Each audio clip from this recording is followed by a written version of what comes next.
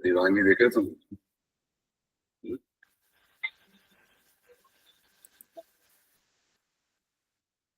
तू ये बता थी कैसी ये दीवानगी बेवफा।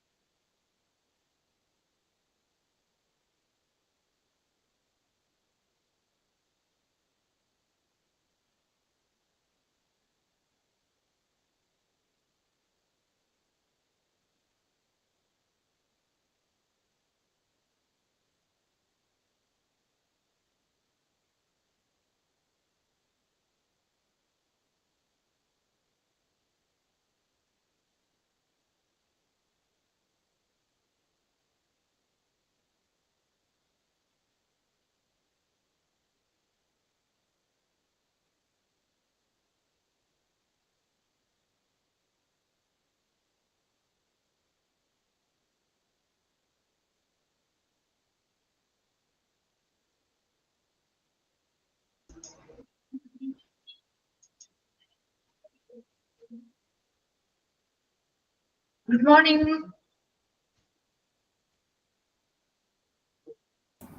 Good morning, Miss.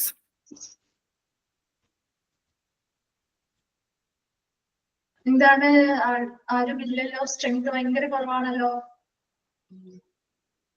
പൊതുവെ കുറവാണോ കേറാറ്? 4 പേരുണ്ട്.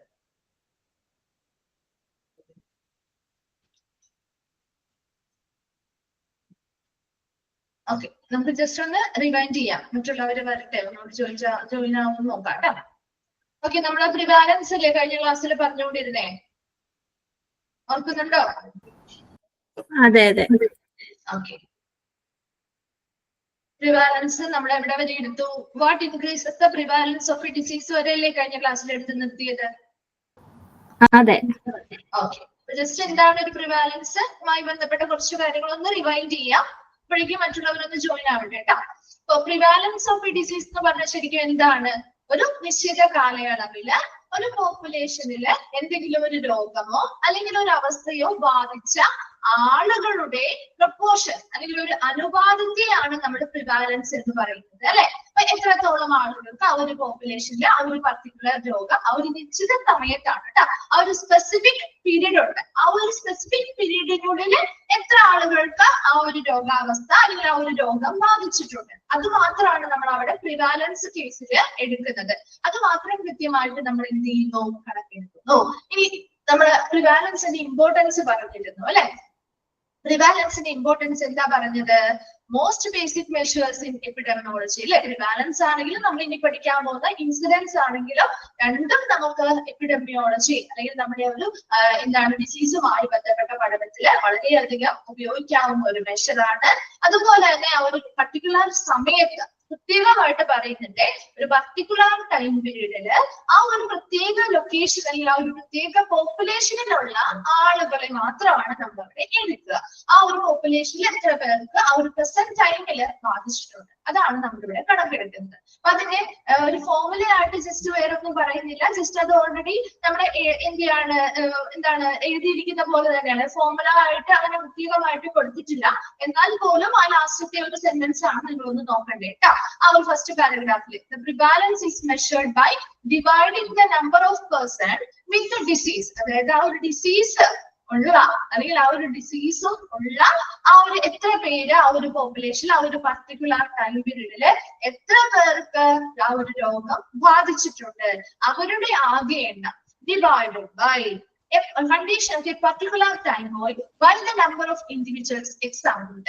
ഒരുപാട് പേരെ നമ്മൾ പരിശോധിച്ചിട്ടുണ്ടാവാം ആ പോപ്പുലേഷൻ ഒരുപാട് പേരെ പരിശോധിച്ചിട്ടുണ്ടാവും അല്ലെ ഒരു 100 പേരെ പരിശോധിച്ചു ആ 100 പേരാണ് ഡിനോമിനേറ്ററിൽ വരിക അതിൽ എത്ര പേർക്ക് ആ ഒരു പർട്ടിക്കുലർ ടൈം പീരീഡില് ആ ഒരു രോഗമുണ്ടെന്ന് കണ്ടെത്തി ആ നമ്പർ ഓഫ് കേസുകളുടെ എണ്ണമാണ് ന്യൂമറേറ്ററിൽ കൊടുക്കുന്നത് അങ്ങനെയാണ് നമ്മൾ പ്രിവാലൻസ് റേറ്റ് എടുക്കുക കേട്ടോ അതുപോലെ തന്നെ നമ്മുടെ ഹയസ്റ്റ് പ്രിവാലൻസ് റേറ്റ് ഉള്ളത് ഏതായിരുന്നു നോൺ കമ്മ്യൂണിക്കബിൾ ഡിസീസുകളിൽ ഏറ്റവും കൂടുതൽ ഡെത്ത് സംഭവിക്കുന്നതും ഒക്കെ കാർഡിയോവാസ്കുലർ ഡിസീസുകൾക്കാണ് അതിനുശേഷം ക്യാൻസേഴ്സിനാണ് അതിനുശേഷം ക്രോണിക് റെസ്പിറേറ്ററി ഡിസീസുകൾക്കാണ് അതുപോലെ അതിനുശേഷം വരുന്നത് ഡയബറ്റിക്സ് മുതലായിട്ടുള്ള കേസുകളാണെന്ന് നമ്മൾ പറഞ്ഞിരുന്നു അതുപോലെ എന്തൊക്കെ കാര്യങ്ങൾ കൊണ്ടാണ് പ്രിവാലൻസ് കൂടുന്നത് എന്തൊക്കെ കാര്യങ്ങൾ കൊണ്ടാണ് പ്രിവാലൻസ് കുറയുന്നത് പറഞ്ഞു അല്ലെ പ്രിവാലൻസ് കൂടുന്നത് എന്തുകൊണ്ടാണ് prevalence increases when new cases R detected അല്ലെ പുതിയ കേസുകൾ ഒരു പോപ്പുലേഷനിൽ ഡിറ്റക്ട് ചെയ്യുമ്പോൾ അല്ലെങ്കിൽ കണ്ടെത്തുമ്പോൾ പ്രിവാലൻസിന്റെ എണ്ണം അല്ലെങ്കിൽ റേറ്റ് എന്ത് ചെയ്യും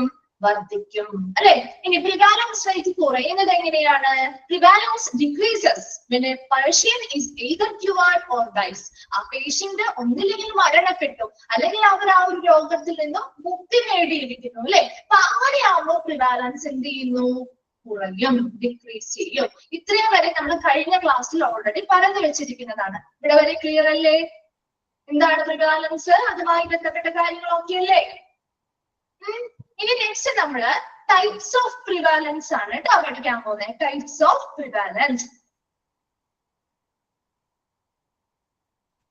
ഓക്കെ അപ്പൊ ടൈപ്സ് ഓഫ് പ്രിവാലൻസില് 3 ടൈപ്പ് ആണ് ചോദിക്കാറുള്ള ഭാഗമാണ് പ്രിവാലൻസിന്റെ ടൈപ്പ് 3 ഇമ്പോർട്ടന്റ് ആണ് കേട്ടോ ടൈപ്സ് ഓഫ് പ്രിവാലൻസ് 3 ടൈപ്പ് ആണ് പഠിക്കുന്നത് point prevalence period prevalence life time prevalence point prevalence period prevalence and life time prevalence ഈ 3 ടൈപ്പില് ഫസ്റ്റ് വൺ ആ പേരിൽ നിന്ന് തന്നെ നിങ്ങൾ പഠിക്കാം കേട്ടോ പോയിന്റ് പ്രിവാലൻസ് എന്ന് പറഞ്ഞാൽ the number of cases of a health event at a certain time അതായത് ഒരു ഹെൽത്ത് ഇവന്റ് എന്ന് പറഞ്ഞാൽ ആരോഗ്യവുമായി ബന്ധപ്പെട്ട എന്തെങ്കിലും ഒരു സംഭവം അതായത് ഏതെങ്കിലും ഒരു രോഗം അങ്ങനെയാണ് നിങ്ങൾ മനസ്സിലാക്കിയാലും മതി എന്തെങ്കിലും ഒരു ആരോഗ്യവുമായി ബന്ധപ്പെട്ട് നമ്മുടെ ഹെൽത്തുമായി ബന്ധപ്പെട്ട എന്തെങ്കിലും ഒരു ഇവന്റ് എന്തെങ്കിലും ഒരു സംഭവം എന്തെങ്കിലും ഒരു രോഗമാവാം ആ ഒരു രോഗം at a certain time ഒരു നിശ്ചിത സമയത്ത് അല്ലെങ്കിൽ ഒരു പ്രത്യേക ടൈമിൽ അല്ലെങ്കിൽ ഒരു നിശ്ചിത സമയത്ത് അവരുടെ അല്ലെങ്കിൽ ആ ഒരു പോപ്പുലേഷനിലെ ആളുകളുടെ ആ ഒരു നിശ്ചിത സമയം പറയുന്നുണ്ട് ആ ഒരു പർട്ടിക്കുലർ സമയത്തിന് അടിസ്ഥാനമാക്കിയാണ് ഇവിടെ 3 തിരിച്ചിരിക്കുന്നത് കേട്ടോ ആ ഒരു സർട്ടൻ ടൈം ആ ഒരു ടേം എപ്പോഴും നോക്കണം കേട്ടോ സർട്ടൻ ടൈം ഒരു നിശ്ചിത സമയത്ത് അല്ലെങ്കിൽ ഒരു പ്രത്യേക ടൈമില് ആ ഒരു പോപ്പുലേഷനിലുള്ള ആളുകളുടെ ആരോഗ്യവുമായി ബന്ധപ്പെട്ട് എന്തെങ്കിലും രോഗങ്ങളോ കാര്യങ്ങളോ അവരെ ബാധിച്ചിട്ടുണ്ടെങ്കിൽ അതിന്റെ നമ്പർ ഓഫ് കേസുകളുടെ എണ്ണമാണ് പോയിന്റ് പ്രിവാലൻസ് എന്ന് പറയുന്നത് പോയിന്റ് എന്ന് പറയുമ്പോൾ ഒരു സർട്ടൻ ടൈം അവിടെയുണ്ട് വളരെ നിശ്ചിതമായിട്ടുള്ള ഒരു പ്രത്യേക സമയത്ത് അപ്പോ നിലവില് ആ ഒരു പ്രത്യേക സമയത്ത് അവരുടെ ആരോഗ്യം അവിടുത്തെ പോപ്പുലേഷനിലെ ആളുകളുടെ ആരോഗ്യവുമായി ബന്ധപ്പെട്ട് ഉണ്ടായിട്ടുള്ള നമ്പർ ഓഫ് കേസുകളുടെ എണ്ണം എത്രയാണോ അതാണ് പോയിന്റ് പ്രിവാലൻസ് ഇനി പീരിയഡ് പ്രിവാലൻസ് എന്ന് പറയുമ്പോൾ ആ പേരിൽ നിന്ന് തന്നെ എനിക്ക് പീരിയഡ് അവിടെ ഓൾറെഡി എടുത്ത് പറയുന്നുണ്ട് അല്ലെ പീരിയഡ് പ്രിവാലൻസ് അതായത് the number of cases of a health event in reference to a period often 12 months ഒരു പ്രത്യേക പീരീഡ് അവിടെ എടുത്ത് പറയുന്നില്ലേ അതായത് സ്വാഭാവികമായി സാധാരണ നമ്മൾ ഒരു 12 മാസം അല്ലെങ്കിൽ 12 months എന്നൊരു പീരീഡ് വെച്ചാണ് നമ്മൾ അവിടെ കണക്കാക്കുന്നതെങ്കിൽ അവിടെ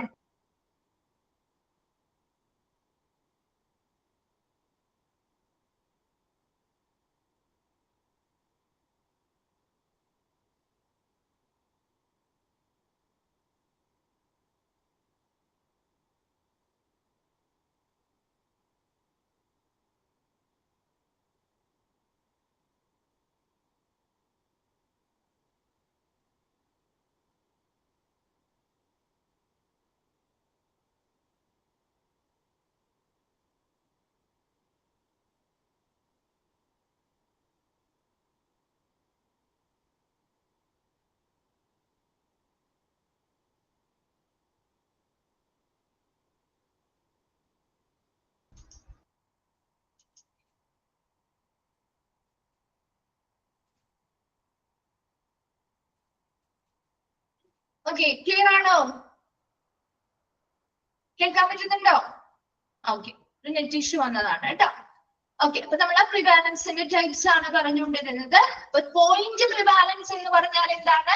the number of cases of A health event at A certain time ആണ്. ഒരു നിശ്ചിത സമയമുണ്ട് അല്ലെ, ആ ഒരു പ്രത്യേക ടൈമില് അവിടുത്തെ പോപ്പുലേഷനിലെ ആളുകളുടെ ഹെൽത്തുമായി ബന്ധപ്പെട്ട പുതിയ എന്തെങ്കിലും ഒരു രോഗമാവാം. ഒരു ഹെൽത്ത് ഇവന്റ് എന്ന് പറഞ്ഞാൽ ഏതൊരു രോഗം ആയിക്കോട്ടെ, ആ ഒരു രോഗവുമായി ബന്ധപ്പെട്ട് എത്രത്തോളം പുതിയ നമ്പർ ഓഫ് കേസുകൾ എത്രത്തോളമാണ് ഉണ്ടായിരിക്കുന്നത്, അതാണ് പോയിന്റ് പ്രിവാലൻസിലൂടെ നമ്മൾ കണക്കാക്കുക.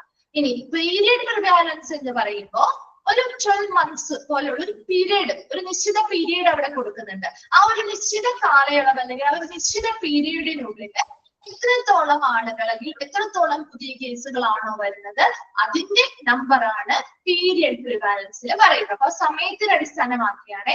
സർട്ടൻ ടൈം എന്ന് പറയുമ്പോൾ പോയിന്റ് പ്രിവാലൻസ് ആണ്. ഒരു പീരീഡ്, അതായത് ഓഫൺ 12 months പോലെയുള്ള ഒരു പീരീഡ് അല്ലെങ്കിൽ ഒരു കാലയളവാണ് ഇവിടെ കൊടുത്തിരിക്കുന്നതെങ്കിൽ അത് പീരിയഡ് പ്രിവാലൻസ് എന്ന് പറയുന്നു.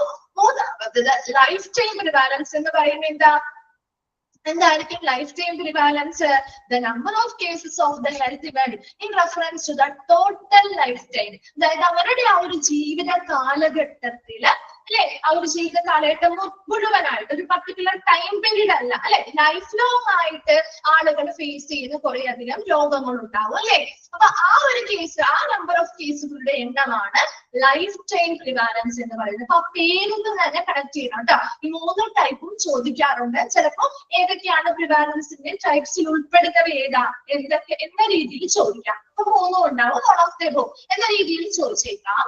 അല്ല എങ്കിൽ ഇത് ഓരോന്നും ചിലപ്പോൾ എടുത്ത് ചോദിക്കാവുന്നതാണ്. അപ്പൊ that is the number of cases of an health event at A certain time, അല്ലെങ്കിൽ ഏത് ടൈപ്പ് ഓഫ് പ്രിവാലൻസ് ആണ് ഇത് എന്ന രീതിയിൽ ചോദിക്കാം. അപ്പൊ അതിൽ നിങ്ങൾക്ക് എളുപ്പമായിട്ട് എടുക്കാനുള്ള ഒരു എളുപ്പ വഴിയാണ് ഒരു സർട്ടൻ ടൈം, ഒരു നിശ്ചിത സമയമാണ് അവിടെ ഉദ്ദേശിക്കുന്നതെങ്കിൽ അത് പോയിന്റ് പ്രിവാലൻസ് ആണ്. ഒരു പ്രത്യേക പീരീഡ് പറയുന്നുണ്ട്, 12 months പോലെ ഒരു പ്രത്യേക കാലയളവ് അല്ലെങ്കിൽ ഒരു പീരീഡ് പറയുന്നുണ്ടെങ്കിൽ അത് പീരിയഡ് പ്രിവാലൻസ് ആണ്.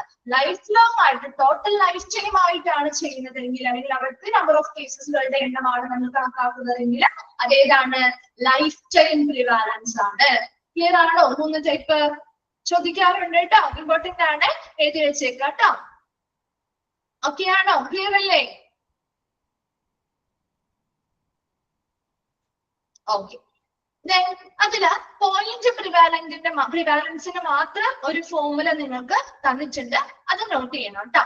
പോയിന്റ് പ്രിവാലൻസിന് മാത്രം ഒരെണ്ണം മാത്രമേ പഠിക്കാനുള്ളൂ. ഓക്കെ, അപ്പൊ അതിലെ point prevalence is equal to the number of cases in a defined population at one point of time. അതായത് ഒരു നിശ്ചിത സമയത്ത് അല്ലെ, ഒരു സർട്ടൻ ടൈം അവിടെ പറയുന്നുണ്ട് അല്ലെ, ആ ഒരു 1 point of time, ആ ഒരു നിശ്ചിത സമയ പരിധി ആ നിശ്ചയിച്ചിട്ടുള്ള പോപ്പുലേഷനിലെ നമ്പർ ഓഫ് കേസുകളുടെ എണ്ണം, ഏത് രോഗമാണോ നമ്മൾ ഉദ്ദേശിക്കുന്നത് ആ ഒരു രോഗമുള്ള നമ്പർ ഓഫ് കേസുകളുടെ എണ്ണം divided by number of people in a defined population at the same point in time. അതേ സമയത്ത് ആ ഒരു നിശ്ചിത പോപ്പുലേഷൻ നമ്മൾ എടുക്കുന്ന കണക്കാക്കുന്നത് ഏത് പോപ്പുലേഷൻ ആണോ ആ ഒരു പോപ്പുലേഷനില് അതേ സമയത്ത് തന്നെ ആ ഒരു പോപ്പുലേഷനിലെ ആകെ ആളുകളുടെ എണ്ണം, നമ്പർ ഓഫ് പീപ്പിൾ, എത്ര ആളുകളുണ്ടോ ആ ഒരു നിശ്ചിത ഡിഫൈൻഡ് ആയിട്ടുള്ള പോപ്പുലേഷൻ നമ്മൾ നിശ്ചയിച്ചിട്ടുള്ള ഈ ഒരു പോപ്പുലേഷനെ നമുക്ക് പ്രിവാലൻസ് എടുക്കാം എന്ന് നമ്മളൊരു പോപ്പുലേഷനെ നിശ്ചയിച്ചിട്ടുണ്ടാവുമല്ലോ. അപ്പൊ ആ ഒരു പോപ്പുലേഷനില് ആ സെയിം പോയിന്റ് ഓഫ് ടൈമിൽ രണ്ടും നമ്മൾ ഒരേ സമയം തന്നെ ആയിരിക്കും കണക്കാക്കാം കേട്ടോ. ന്യൂമറേറ്ററിലാണെങ്കിലും ഡിനോമിനേറ്ററിലായാലും സെയിം ടൈമിലുള്ള കാര്യങ്ങൾ തന്നെ എടുക്കാം. അപ്പൊ അതേ സെയിം പോയിന്റ് ഓഫ് ടൈമില് അവിടെ നിശ്ചയിച്ചിട്ടുള്ള പോപ്പുലേഷനിലെ നമ്പർ ഓഫ് ആളുകളുടെ എണ്ണം അതാണ് ഡിനോമിനേറ്ററിൽ കൊടുക്കുന്നത്. ന്യൂമറേറ്ററിൽ എന്താ? ആ സെയിം പോയിന്റ് ഓഫ് ടൈമില് ആ നിശ്ചയിച്ചിട്ടുള്ള പോപ്പുലേഷനിലെ നമ്പർ ഓഫ് കേസുകളുടെ എണ്ണമാണ് ന്യൂമറേറ്ററിൽ കൊടുക്കുക. അപ്പൊ പോയിന്റ് പ്രിവാലൻസിൽ എത്രത്തോളം കേസുകളാണോ ആ ഒരു certain time of point of ടൈമിൽ ഉള്ളത് ആ പുതിയ കേസുകളുടെ എണ്ണമാണ് ന്യൂമറേറ്ററിൽ. ഡിനോമിനേറ്ററിൽ ആ ഒരു പോപ്പുലേഷനിൽ ആ സെയിം പോയിന്റ് ഓഫ് ടൈമിൽ എത്രത്തോളം ആളുകളുണ്ടോ അവരുടെ നമ്പർ ഓഫ് പീപ്പിൾസിന്റെ എണ്ണമാണ് ഡിനോമിനേറ്ററിൽ കൊടുക്കുക. അതും ഒന്ന് നോട്ട് ചെയ്ത് വെക്കാം കേട്ടോ, പോയിന്റ് പ്രിവാലൻസിന്റെ ഫോർമുല. ഓക്കെ ആണോ? അത് ഇവിടെ വരെയും ക്ലിയർ ആണോ? പ്രിവാലൻസ് എന്താണ്, അതുമായി ബന്ധപ്പെട്ട ടൈപ്സ് എന്താണ്? ഓക്കെ അല്ലേ? എങ്കിൽ മാത്രമേ നമുക്ക് യൂസസും ലിമിറ്റേഷൻസും പറയുമ്പോൾ നമുക്ക് മനസ്സിലാവുള്ളൂ കേട്ടോ. അപ്പൊ യൂസസ് ആണ് അടുത്ത ആദ്യമായിട്ട് വരുന്നത്. Uses of prevalence. ഇത് ഇൻക്ലൂഡഡ് ആയ രീതി, ഇൻക്ലൂഡഡ് അല്ലാത്ത രീതിയിലുള്ള ക്വസ്റ്റ്യൻ മാത്രമേ ഈ രണ്ട് ഭാഗത്തുനിന്നും ചോദിക്കാറുള്ളൂ കേട്ടോ. യൂസസും ലിമിറ്റേഷൻസും. അതിൽ ആദ്യം നമ്മുടെ യൂസസ് ഓഫ് പ്രിവാലൻസ് ആണ്. പ്രിവാലൻസ് യൂസ് ചെയ്ത് അല്ലെങ്കിൽ നമുക്ക് പ്രിവാലൻസ് റേറ്റ് എടുക്കുന്നത് കൊണ്ട് എന്തൊക്കെയാണ് നമ്മളൊരു ബെനിഫിറ്റ്, അല്ലെങ്കിൽ എന്തിനു വേണ്ടി നമുക്ക് ഉപയോഗിക്കാം, എന്തിനു വേണ്ടി ഉപയോഗിക്കാം എന്ന് പറഞ്ഞ് ഇത്രയും നമ്മൾ പ്രിവാലൻസ് എന്താന്നൊക്കെ പറഞ്ഞല്ലോ. ഒരു കാര്യം എന്തെങ്കിലും ഒന്ന് പറഞ്ഞേ, എന്തിനു വേണ്ടി നമുക്ക് ഉപയോഗിക്കാം പ്രിവാലൻസ് റേറ്റ്? എന്തിനു വേണ്ടി ഉപയോഗിക്കാം? എന്തിനാണ് പ്രിവാലൻസ്? ഒരു പോപ്പുലേഷനിലെ ആരോഗ്യകരമായിട്ടുള്ള പ്രശ്നങ്ങൾ എത്രത്തോളം ഉണ്ട് അല്ലെ, ഒരു പോപ്പുലേഷനിൽ അവരുടെ ഹെൽത്ത് എങ്ങനെയാണ് എന്ന് നമുക്ക് ഇത് ഉപയോഗിച്ച് കണ്ടെത്താൻ പറ്റില്ലേ? പറ്റുമോ? ഒരു രോഗമുണ്ടോ അല്ലെ, ആ ഒരു പർട്ടിക്കുലർ പോപ്പുലേഷനില് ആ ഒരു നിശ്ചിത സമയത്ത് എത്ര ആളുകൾക്ക് ആ രോഗം ബാധിച്ചിട്ടുണ്ട്, എത്ര ആളുകൾക്കാണ് അത് ഉള്ള ആളുകളുടെ എണ്ണം എത്രയാണ്, എത്രത്തോളം അതിന്റെ വ്യാപ്തിയുണ്ട് അല്ലെ, എത്ര ആളുകൾ അത് ബാധിച്ചിട്ടുണ്ട് എന്ന് നമുക്ക് അറിയാൻ പറ്റില്ലേ? പറ്റുമോ?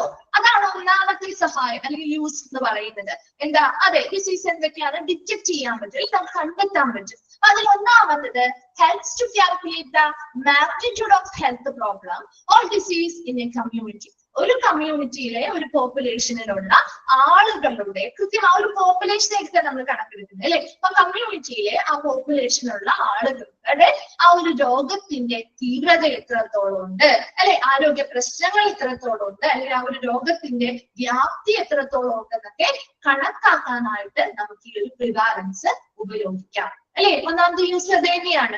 രണ്ടാമത്തത് identify potential high risk population എന്ന് വെച്ചാൽ എന്താ, ഉയർന്ന അപകട സാധ്യതയുള്ള പോപ്പുലേഷൻ അല്ലെങ്കിൽ ജനവിഭാഗങ്ങളെ നമുക്ക് എന്ത് ചെയ്യാൻ പറ്റും, തിരിച്ചറിയാൻ പറ്റും. പറ്റില്ലേ?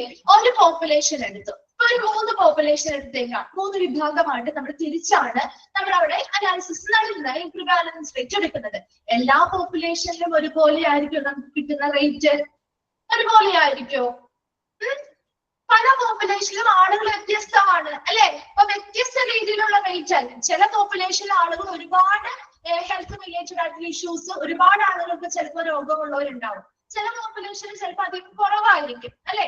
അപ്പൊ ഏറ്റവും ഉയർന്ന രീതിയിൽ ഒരു പോപ്പുലേഷൻ എടുത്താൽ അതിൽ ഭൂരിഭാഗം ആളുകളും ഈ പ്രശ്നങ്ങൾ നേരിടുന്നുണ്ട് എങ്കിൽ ഒരു പ്രത്യേക രോഗം, ഒരു ഡയബറ്റീസ് എന്നൊരു രോഗമാണ് എടുക്കുന്നതെങ്കിൽ ആ ഒരു രോഗം ആ ഒരു പോപ്പുലേഷനിൽ ഒരുപാട് പേര്, ഭൂരിഭാഗം പേരും ഫേസ് ചെയ്യുന്നതെന്ന് പറഞ്ഞാൽ ആ ഒരു പോപ്പുലേഷൻ എങ്ങനെയാ, ഹൈ റിസ്ക് അല്ലേ, അപകട സാധ്യത, ഉയർന്ന അപകട സാധ്യതയുള്ള ഒരു പോപ്പുലേഷൻ അല്ലേ അത്?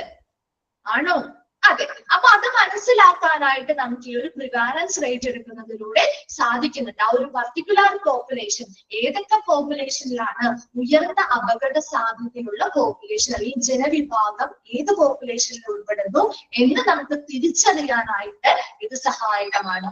മൂന്നാമത്തെ കാര്യം useful for administrative and planning purpose അല്ലെ. അപ്പൊ ഇങ്ങനെ ഒരു അപകട സാധ്യതയുള്ള ഒരു പോപ്പുലേഷൻ ആണ്, ഇത്രയും ആളുകൾക്ക് ഇങ്ങനൊരു രോഗമുണ്ട്, ഒരു നിശ്ചിത സമയത്ത് ഇത്രയും ആളുകൾക്ക് അവിടെ ഒരു രോഗമുണ്ടെന്ന് അറിഞ്ഞു കഴിഞ്ഞാൽ നമ്മൾ അതിനെതിരെ എന്ത് ചെയ്യണം, പ്രതിരോധ നടപടികൾ എടുക്കണം അല്ലെ. അവർക്ക് ആവശ്യമുള്ള കെയറും കാര്യങ്ങളൊക്കെ ട്രീറ്റ്മെന്റ് ഒക്കെ നമ്മൾ കൊടുക്കണം അല്ലെ. അപ്പൊ അതിന് വേണ്ടിയിട്ടുള്ള ഭരണപരമായിട്ടും അതുപോലെ തന്നെ അവർക്ക് വേണ്ടിയിട്ടുള്ള പലതരത്തിലുള്ള പ്രോഗ്രാമുകൾ പ്ലാൻ ചെയ്യുക, അതിനുവേണ്ടി അത് നടപ്പിലാക്കുക, അങ്ങനെയുള്ള എല്ലാ ഉദ്ദേശങ്ങൾക്കും വേണ്ടി നമുക്ക് ഇത് ഉപയോഗിക്കാം അല്ലെ. അപ്പൊ 3 യൂസസ് ആണുള്ളത്. പ്രിവാലൻസിന്റെ 3 യൂസസ് ആണ്. ഒന്നാമത്തേത് ആ ഒരു പോപ്പുലേഷനിലെ ആരോഗ്യസ്ഥിതി എത്രത്തോളം ഉണ്ട്, അല്ലെങ്കിൽ അവരുടെ ആരോഗ്യപരമായിട്ടുള്ള പ്രശ്നങ്ങൾ എത്രത്തോളം ഉണ്ട്, അല്ലെങ്കിൽ അവർ ഫേസ് ചെയ്യുന്ന ആ ഒരു രോഗത്തിന്റെ വ്യാപ്തി എത്രത്തോളം ആളുകൾക്കുണ്ട് എന്നൊക്കെ നമുക്ക് തിരിച്ചറിയാനായിട്ട് ഇത് സഹായിക്കുന്നുണ്ട്. രണ്ടാമത്തത് ഏറ്റവും ഉയർന്ന അപകട സാധ്യതയുള്ള ജനവിഭാഗങ്ങളെ തിരിച്ചറിയാൻ സഹായിക്കുന്നുണ്ട്. മൂന്നാമത്തത് തിരിച്ചറിഞ്ഞാൽ മാത്രം പോലെ അല്ലെ, അവർക്ക് അതിൽ നിന്ന് റിക്കവർ ആവാനായിട്ടുള്ള പ്രോഗ്രാംസും കാര്യങ്ങളൊക്കെ ആസൂത്രണം ചെയ്യാനും അത് കൃത്യമായിട്ട് അവിടെ നടപ്പിലാക്കാനുള്ള ആ ഒരു ഭരണം, അഡ്മിനിസ്ട്രേഷൻ ആ ഒരു ഇതുമായി ബന്ധപ്പെട്ട പ്രോഗ്രാംസ് നടപ്പിലാക്കുക, അത് ഡെവലപ്പ് ചെയ്യുക, ഇംപ്ലിമെന്റ് ചെയ്യുക, അങ്ങനെയുള്ള കാര്യങ്ങൾക്കൊക്കെ ആ ഒരു പ്ലാനിങ്, ആസൂത്രണത്തിന് വേണ്ടിയുള്ള ഉദ്ദേശത്തോടു കൂടി നമുക്ക് ഈ ഒരു പ്രിവാലൻസ് എന്ത് ചെയ്യാൻ പറ്റും, ഉപയോഗിക്കാനായിട്ട് പറ്റും. ക്ലിയർ ആണോ 3 യൂസസ്? ഓക്കെ ആണോ? ഓക്കെ. Then limitations. എന്തൊക്കെയായിരിക്കാം ലിമിറ്റേഷൻസ്? എന്തൊക്കെയായിരിക്കാം ഒരു ലിമിറ്റേഷൻ? ഇവിടെ നമ്മളൊരു പോപ്പുലേഷന്റെ ഒരു ചെറിയ സാമ്പിൾ ആണ് എടുക്കുക അല്ലെ? മൊത്തത്തിലുള്ള പോപ്പുലേഷൻ, മൊത്തത്തിലേക്ക് ഒരു പോപ്പുലേഷൻ എത്രയോ ജനങ്ങൾ ഉണ്ടാവും അല്ലെ? അപ്പൊ അവരെല്ലാവരെയും മൊത്തത്തിൽ നമ്മൾ ഒരുമിച്ച് എല്ലാവരെയും കണക്കെടുക്കുന്നില്ല. മറിച്ച് എന്താ നമ്മൾ ചെയ്യുന്നത്? ഒരു ചെറിയൊരു വിഭാഗത്തിന്റെ നമ്മൾ അനാലിസിസ് ചെയ്യുന്നു, അത് ജനറലൈസ് ചെയ്യാ ചെയ്യുന്നത് അല്ലേ? ആണോ? ഒരു സാമ്പിൾ പോലെ നമ്മൾ സ്ലൈസ് ആയിട്ട് ഒരു വിഭാഗം മാത്രമേ എടുക്കുന്നു, അവരുടെ അനാലിസിസ് നടത്തിയിട്ട് നമ്മൾ ജനറലൈസ് ചെയ്യാ ചെയ്യുന്നത് അല്ലെ? അപ്പൊ അതൊരു ലിമിറ്റേഷൻ ആണ്. കാരണം എല്ലാ തരത്തിലുമുള്ള പ്രശ്നങ്ങളും നമുക്ക് ചിലപ്പോ ഐഡന്റിഫൈ ചെയ്യാൻ പറ്റിയെന്ന് വരില്ല അല്ലെ? മറ്റു നമ്മൾ എടുക്കാത്ത വിഭാഗക്കാർക്ക് വേറെ എന്തെങ്കിലും പ്രശ്നങ്ങളോ കാര്യങ്ങളോ ഒക്കെ ഉണ്ടെങ്കിൽ അത് ചിലപ്പോൾ നമുക്ക് എന്ത് ചെയ്യാൻ പറ്റില്ല, കണ്ടെത്താനായിട്ട് സാധിക്കില്ല. അതാണ് ഒന്നാമത്തെ limitation. Can be viewed as a slice through the proportion of population at point in time. ഒരു നിശ്ചിത സമയത്തിനുള്ളിൽ ആ ഒരു പോപ്പുലേഷന്റെ ഒരു ചെറിയ വിഭാഗത്തെ മാത്രം എടുത്താണ് നമ്മൾ അനാലിസിസ് ചെയ്യുന്നതും അതിനുശേഷം കിട്ടുന്ന ഫൈൻഡിങ്സിനെ നമ്മൾ ജനറലൈസ് ചെയ്യുന്നത് കൊണ്ട് തന്നെ നമുക്ക് അവിടെ ഒരു ലിമിറ്റേഷൻ ഉണ്ട്. മൊത്തത്തിലുള്ള പോപ്പുലേഷനിലുള്ള എല്ലാ ആളുകളുടെയും എല്ലാ തരത്തിലുള്ള പ്രശ്നങ്ങളും ചിലപ്പോൾ അവിടെ കണ്ടെത്താൻ പറ്റിയെന്ന് വരില്ല. അതാണ് ഒന്നാമത്തെ ലിമിറ്റേഷൻ. രണ്ടാമത്തത് not consider the duration of disease. ഇവിടെ നമ്മൾ എത്ര നാള് മുന്നേ അവർക്ക് ആ ഒരു രോഗം ഉണ്ടായിരുന്നു എന്നൊക്കെ നമ്മൾ കാണുന്നുണ്ടോ? എത്ര നാള് മുതൽ, അല്ലെങ്കിൽ അവരുടെ ആ ഒരു രോഗത്തിന്റെ ദൈർഘ്യം എത്ര നാള് മുതലാണ് എന്ന കാര്യങ്ങളൊന്നും നമ്മൾ പരിഗണിക്കുന്നില്ല അല്ലെ? ആ പ്രസന്റ് ടൈമില് എത്ര ആളുകൾക്കുണ്ട് എന്ന് മാത്രമേ നോക്കുന്നുള്ളൂ അല്ലെ? അല്ലാതെ ഇവർക്ക് എത്ര നാള് മുന്നേ ഇതുണ്ടായിരുന്നു, എങ്ങനെയാണ് ഇത് അവർക്ക് വന്നത്, അങ്ങനെയുള്ള കാരണങ്ങളൊന്നും നമ്മൾ അന്വേഷിക്കുന്നില്ല. ആ ഒരു പർട്ടിക്കുലർ ടൈമിലേക്ക് പറഞ്ഞാൽ ആ ഒരു സമയത്തിൽ എത്ര ആളുകൾക്ക് പ്രസന്റ് ആണ്, അല്ലെങ്കിൽ ആ ഒരു രോഗം അവർ എത്ര ആളുകളെ ബാധിച്ചു, അത് മാത്രമേ നമ്മൾ നോക്കുന്നുള്ളൂ അല്ലെ? അത് രണ്ടാമത്തെ ലിമിറ്റേഷൻ. മൂന്നാമത്തത് only answer who has and who do have and how many at present. നിലവിൽ പ്രസന്റ്ലി അവിടെ എത്ര പേർക്കുണ്ട് അല്ലെ? അതാണ് നമ്മൾ നോക്കുന്നത് അല്ലെ? നിലവിൽ ഇപ്പൊ എത്ര പേർക്കുണ്ട്, അല്ലെങ്കിൽ ഇപ്പോൾ ആർക്കൊക്കെയുണ്ട് എന്ന രീതിയിലുള്ള ക്വസ്റ്റ്യൻസിന് മാത്രമുള്ള ആൻസർ ആണ് നമുക്ക് കിട്ടുന്നുള്ളൂ ആണല്ലോ. അതും ഒരു ലിമിറ്റേഷൻ ആണ്. നാലാമത്തത് not answer when and how likely the disease develop. അല്ലെ? എന്താണ്, എത്ര നാള് മുതൽ അല്ലെങ്കിൽ എപ്പോൾ മുതലാണ് ഈ ഒരു രോഗം അവർക്ക് വന്നത്, എങ്ങനെയാണ് അവർക്ക് ഈ ഒരു രോഗം വന്നത് അല്ലെ? അതിന്റെ ആ ഒരു അങ്ങനെയുള്ള കാര്യങ്ങളൊക്കെ അവർ എത്ര പേർക്ക് ഈ ആ രോഗം വികസിക്കാൻ, അതായത് ഡെവലപ്പ് ചെയ്ത് പോവാനായിട്ട് സാധ്യതയുണ്ട്, അങ്ങനെയുള്ള കാര്യങ്ങൾക്കൊന്നും ഒരു ഉത്തരം നമുക്ക് ഇവിടെ കിട്ടുന്നില്ല. ആ ഒരു പ്രസന്റ് ടൈമില് എത്ര പേർക്ക് ഉണ്ട്, എത്ര പേരെ അത് ബാധിച്ചിട്ടുണ്ട്, അത് മാത്രമേ നമ്മൾ ഇവിടെ നോക്കുന്നുള്ളൂ. അതാണ് ഇതിന്റെ ഒരു പ്രധാന limitation. And we not suit for aetiological studies. അതായത് ഡിസീസുമായി ബന്ധപ്പെട്ട അതിന്റെ ഒറിജിൻ, അതിന്റെ കോസ്, കാരണങ്ങള്, അങ്ങനെയുള്ള പഠനത്തിനൊന്നും നമുക്ക് ഇത് ഉപയോഗിക്കാൻ പറ്റില്ല അല്ലെ? കാരണം എന്താ, ഇവിടെ നമ്മൾ അങ്ങനെയുള്ള കാര്യങ്ങളൊന്നും കൺസിഡർ ചെയ്യുന്നില്ല. അപ്പൊ പിന്നെ അങ്ങനെയുള്ള പഠനത്തിന് വേണ്ടി നമുക്കത് ഉപയോഗിക്കാൻ പറ്റുമോ? ഒരു രോഗം കണ്ടെത്തി, നമ്മളെപ്പോഴും എറ്റിയോളജിക്കൽ സ്റ്റഡീസ് ചെയ്യുന്ന ആ ഒരു രോഗത്തിന്റെ ഒറിജിൻ എവിടെ നിന്നാണ്, അതിന്റെ കാരണം എന്താണ്, അങ്ങനെയുള്ള പഠനത്തിൽ നമുക്ക് ഇത് ഉപയോഗിക്കാൻ പറ്റുന്നില്ല. കാരണം എന്താ, ഇവിടെ ആ ഒരു പ്രസന്റ് ടൈമിൽ എത്ര പേർക്കുണ്ട്, എത്ര പേരെ അത് ബാധിച്ചിട്ടുണ്ട്, അത് മാത്രമേ നമ്മൾ എടുക്കുന്നുള്ളൂ. അത് തന്നെയാണ് അവിടുത്തെ അതിന്റെ ലിമിറ്റേഷൻ എന്ന് പറയുന്നത്. എന്തൊക്കെയാ പ്രിവാലൻസിന്റെ ലിമിറ്റേഷൻ നമ്മൾ പറയുന്നത്? നമ്മളൊരു പോപ്പുലേഷന്റെ ആ ഒരു പർട്ടിക്കുലർ പോയിന്റ് ഓഫ് ടൈമില് വളരെ സ്ലൈസ് ആയിട്ടുള്ള ഒരു പോർഷൻ മാത്രമേ എടുക്കുന്നുള്ളൂ. അതിൽ നിന്നുള്ള ഫൈൻഡിങ്സ് ആണ് നമ്മൾ ജനറലൈസ് ചെയ്യുന്നത്. അത് ഒന്നാമത്തെ ലിമിറ്റേഷൻ.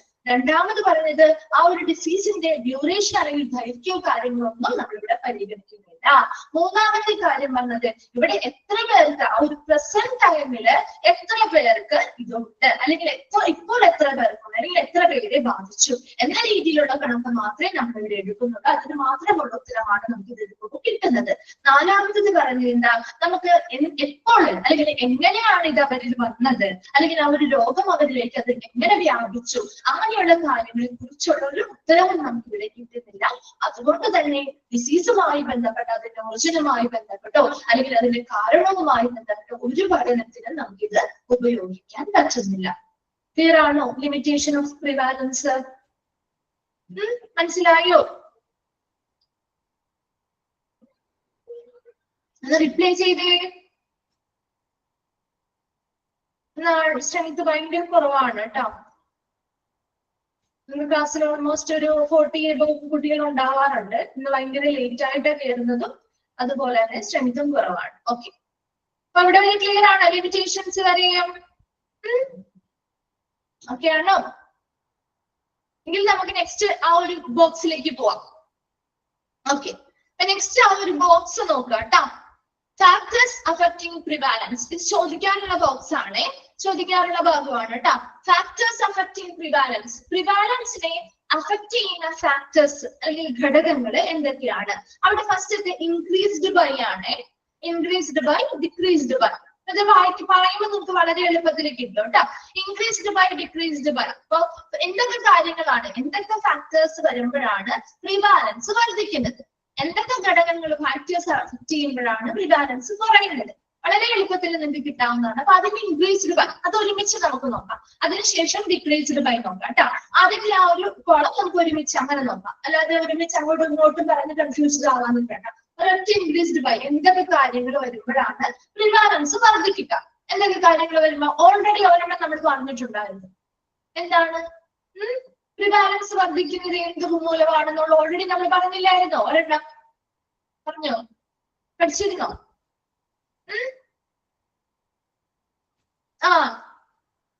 ഒരു പുതിയ number of new cases detect ചെയ്യുമ്പോൾ അല്ലെ, നമ്പർ ഓഫ് കേസസ് പുതിയ നമ്പർ ഓഫ് കേസസ് ഡിറ്റക്ട് ചെയ്യുമ്പോൾ പ്രിവാലൻസ് വർദ്ധിക്കും എന്ന് പറയുന്നത് അല്ലെ. ഇവിടെ അത് ആ പോയിന്റുകൾ, ആ ഒരു പോയിന്റ് ഉൾപ്പെടുന്നുണ്ട് കേട്ടോ. ഇനി മറ്റു പോയിന്റ്സ് ഏതൊക്കെയാണെന്ന് നമുക്ക് നോക്കാം. അതിൽ ഒന്നാമത്തത് longer duration of the disease എന്ന് വെച്ചാൽ നമുക്ക് ഒരു ഫീവർ വന്നു, ആ ഫീവർ ഒരുപാട് ദിവസം നീണ്ടു നിൽക്കാണ്. അങ്ങനെ ഒരുപാട് എന്തായാലും ദൈർഘ്യം, ആ ഒരു രോഗത്തിന്റെ ദൈർഘ്യം കൂടുതലാണ്, മാറുന്നില്ല, വിട്ടുമാറാതെ ചിലപ്പോ ഒരാഴ്ചയോ 2 ആഴ്ചയോ ഒക്കെ നീണ്ടു നിൽക്കുന്ന ഫീവർ ഒക്കെ ഉണ്ടാവും അല്ലെ. അല്ലെങ്കിൽ മറ്റേതൊരു രോഗം ആയിക്കോട്ടെ, ആ ഒരു ഫീവർ വന്ന് ഒരാഴ്ചയോ 2 ആഴ്ചയോ ഒക്കെ നീണ്ടു നിൽക്കുകയാണെങ്കിൽ അവിടെ പ്രിവാലൻസ് വർദ്ധിക്കും. എന്തുകൊണ്ടാണ് വർദ്ധിക്കുക? എന്തുകൊണ്ടായിരിക്കാം വർദ്ധിക്കുന്നത്? ഈ പറയുന്ന ഫീവർ ഉള്ള ആ ഒരു വീട്ടിൽ, ഏത് വീടാണോ അല്ലെങ്കിൽ ആ ഒരു വ്യക്തി താമസിക്കുന്ന വീട് ഏതാണോ അവരിൽ നിന്ന് മറ്റുള്ളവർക്ക് പകരില്ലേ? പകരും, അതെ, സ്പ്രെഡ് ചെയ്യും അല്ലെ. അപ്പൊ മറ്റുള്ളവർക്ക് പകരാനുള്ള ചാൻസ് എങ്ങനെയാണ്? എത്ര ദിവസം ആ ഒരു രോഗം അവരിൽ ഉണ്ടോ അത്രയും ദിവസം അത് പകരാനുള്ള സാധ്യതയും കൂടുതലാണ് അല്ലെ. അപ്പൊ അത് കൂടെയുള്ള ആളുകൾക്ക് പകരാൻ സാധ്യതയുണ്ട്. അപ്പൊ പ്രിവാലൻസ് കൂടില്ലേ? നമ്പർ ഓഫ് കേസുകളുടെ എണ്ണം വർദ്ധിക്കില്ലേ? അപ്പൊ പ്രിവാലൻസ് എന്ത് ചെയ്യും? വർദ്ധിക്കും. അതാണ് ഒന്നാമത്തേത്. രണ്ടാമത്തത് prolongation of life of the patient without cure. അതായത് എത്രത്തോളം മരുന്ന് കഴിച്ചാലും ചിലപ്പോൾ ചില രോഗങ്ങൾ അങ്ങനെയാണ്, ഫീവർ തന്നെ ആവണമെന്നില്ല, മറ്റേത് രോഗമാണെങ്കിലും ഒരുപാട് സമയമെടുക്കും മരുന്ന് കൊടുത്താൽ പോലും മാറ്റിയെടുക്കും. ചിലപ്പോൾ ചില രോഗങ്ങൾ എങ്ങനെയാ, എത്ര മരുന്ന് കഴിച്ചാലും ചിലപ്പോൾ മാറാത്തതുണ്ടാവും അല്ലെ, വിട്ടുമാറാത്തതായിട്ടുണ്ടാവും. സ്ഥിരമായിട്ട് നമ്മൾ മരുന്നുകൾ കഴിച്ചു തന്നെ എന്ത് ചെയ്യേണ്ടതായിട്ട് വരും? നിലനിർത്തേണ്ടതായിട്ട് വരുന്ന കുറെ രോഗങ്ങളുണ്ട് അല്ലെ, ഇല്ലേ? ചില രോഗങ്ങൾ എങ്ങനെയല്ലേ വന്നു കഴിഞ്ഞാല് നമുക്ക് ചിലപ്പോൾ ക്യൂർ ചെയ്യാൻ പറ്റാത്തവയുണ്ടാവും. അപ്പൊ അങ്ങനെ എത്ര നാളാണോ അവരുടെ ആ ഒരു ക്യൂർ ചെയ്യാൻ പറ്റാതെ ഒരു പേഷ്യന്റ് എത്ര നാളാണ് ചീറ്റുപോലെയുള്ളതൊക്കെ പിന്നെയും ഒരുപാട് മരുന്നുകൾ കാര്യങ്ങളൊന്നും നമുക്ക് കൺട്രോൾ ചെയ്യാൻ പറ്റുന്നുണ്ട് അല്ലെ. മുൻപ് കാലങ്ങളിൽ ഒട്ടും ഉണ്ടായിരുന്നില്ല അല്ലെ. എത്രയോ ആളുകൾക്ക് അവരിൽ നിന്നൊന്ന് രോഗങ്ങൾ പകരാറുണ്ട്. അങ്ങനെ ആ മരുന്ന് കഴിച്ചത് പൂർണ്ണമായിട്ടും നമുക്ക് അവരെ ഭേദപ്പെടുത്താൻ പറ്റുന്നില്ല. ആ ഒരു കണ്ടീഷനിലുള്ള ആളുകളെ നമ്മൾ എന്ത് ചെയ്യും? അവർക്ക് ആവശ്യമായ മരുന്നുകൾ കൊടുത്തൊന്ന് കൺട്രോൾ ചെയ്ത് നിർത്താൻ പറ്റുള്ളൂ. അപ്പൊ അങ്ങനെ ജീവിതം കഴിച്ചു കൊണ്ടുപോകുന്ന അല്ലെങ്കിൽ ആ ഒരു ആയുസ് നീട്ടിക്കൊണ്ടുപോകുന്ന എത്രത്തോളം നാൾ അവർ ജീവിച്ചിരിക്കുന്നോ അത്രയും നാളും അവരുടെ ചുറ്റുമുള്ള ആളുകൾ റിസ്കിലാണ് അല്ലെ. ആണോ? എത്ര നാൾ അവർ ജീവിച്ചിരിക്കുന്നോ അത്രയും നാള് അവരുടെ ആ ഒരു ചുറ്റുമുള്ള ആളുകൾ റിസ്കിലാണ്. അവരിൽ നിന്ന് ആർക്ക് വേണമെങ്കിലും എപ്പോ വേണമെങ്കിലും എന്ത് ചെയ്യാം? രോഗങ്ങള് വരാൻ സാധ്യതയുണ്ട്. അപ്പോഴും പ്രിവാലൻസ് എന്ത് ചെയ്യും? വർദ്ധിക്കുന്നു. മൂന്നാമത്തത് ഇൻക്രീസ്ഡ് ആൻഡ് ന്യൂ കേസസ് ഇല്ലേ, നമ്മൾ നേരത്തെ പറഞ്ഞതുപോലെ തന്നെ പുതിയ കേസുകൾ വരുമ്പോൾ അവിടെ പ്രിവാലൻസ് റേറ്റ് എന്ത് ചെയ്യും? വർദ്ധിക്കും. ഇനി നാലാമത്തത് ഇൻമൈഗ്രേഷൻ ഓഫ് കേസസ്. കോവിഡിന്റെ കാര്യം ഒന്ന് ആലോചിച്ച് നോക്കിയേ.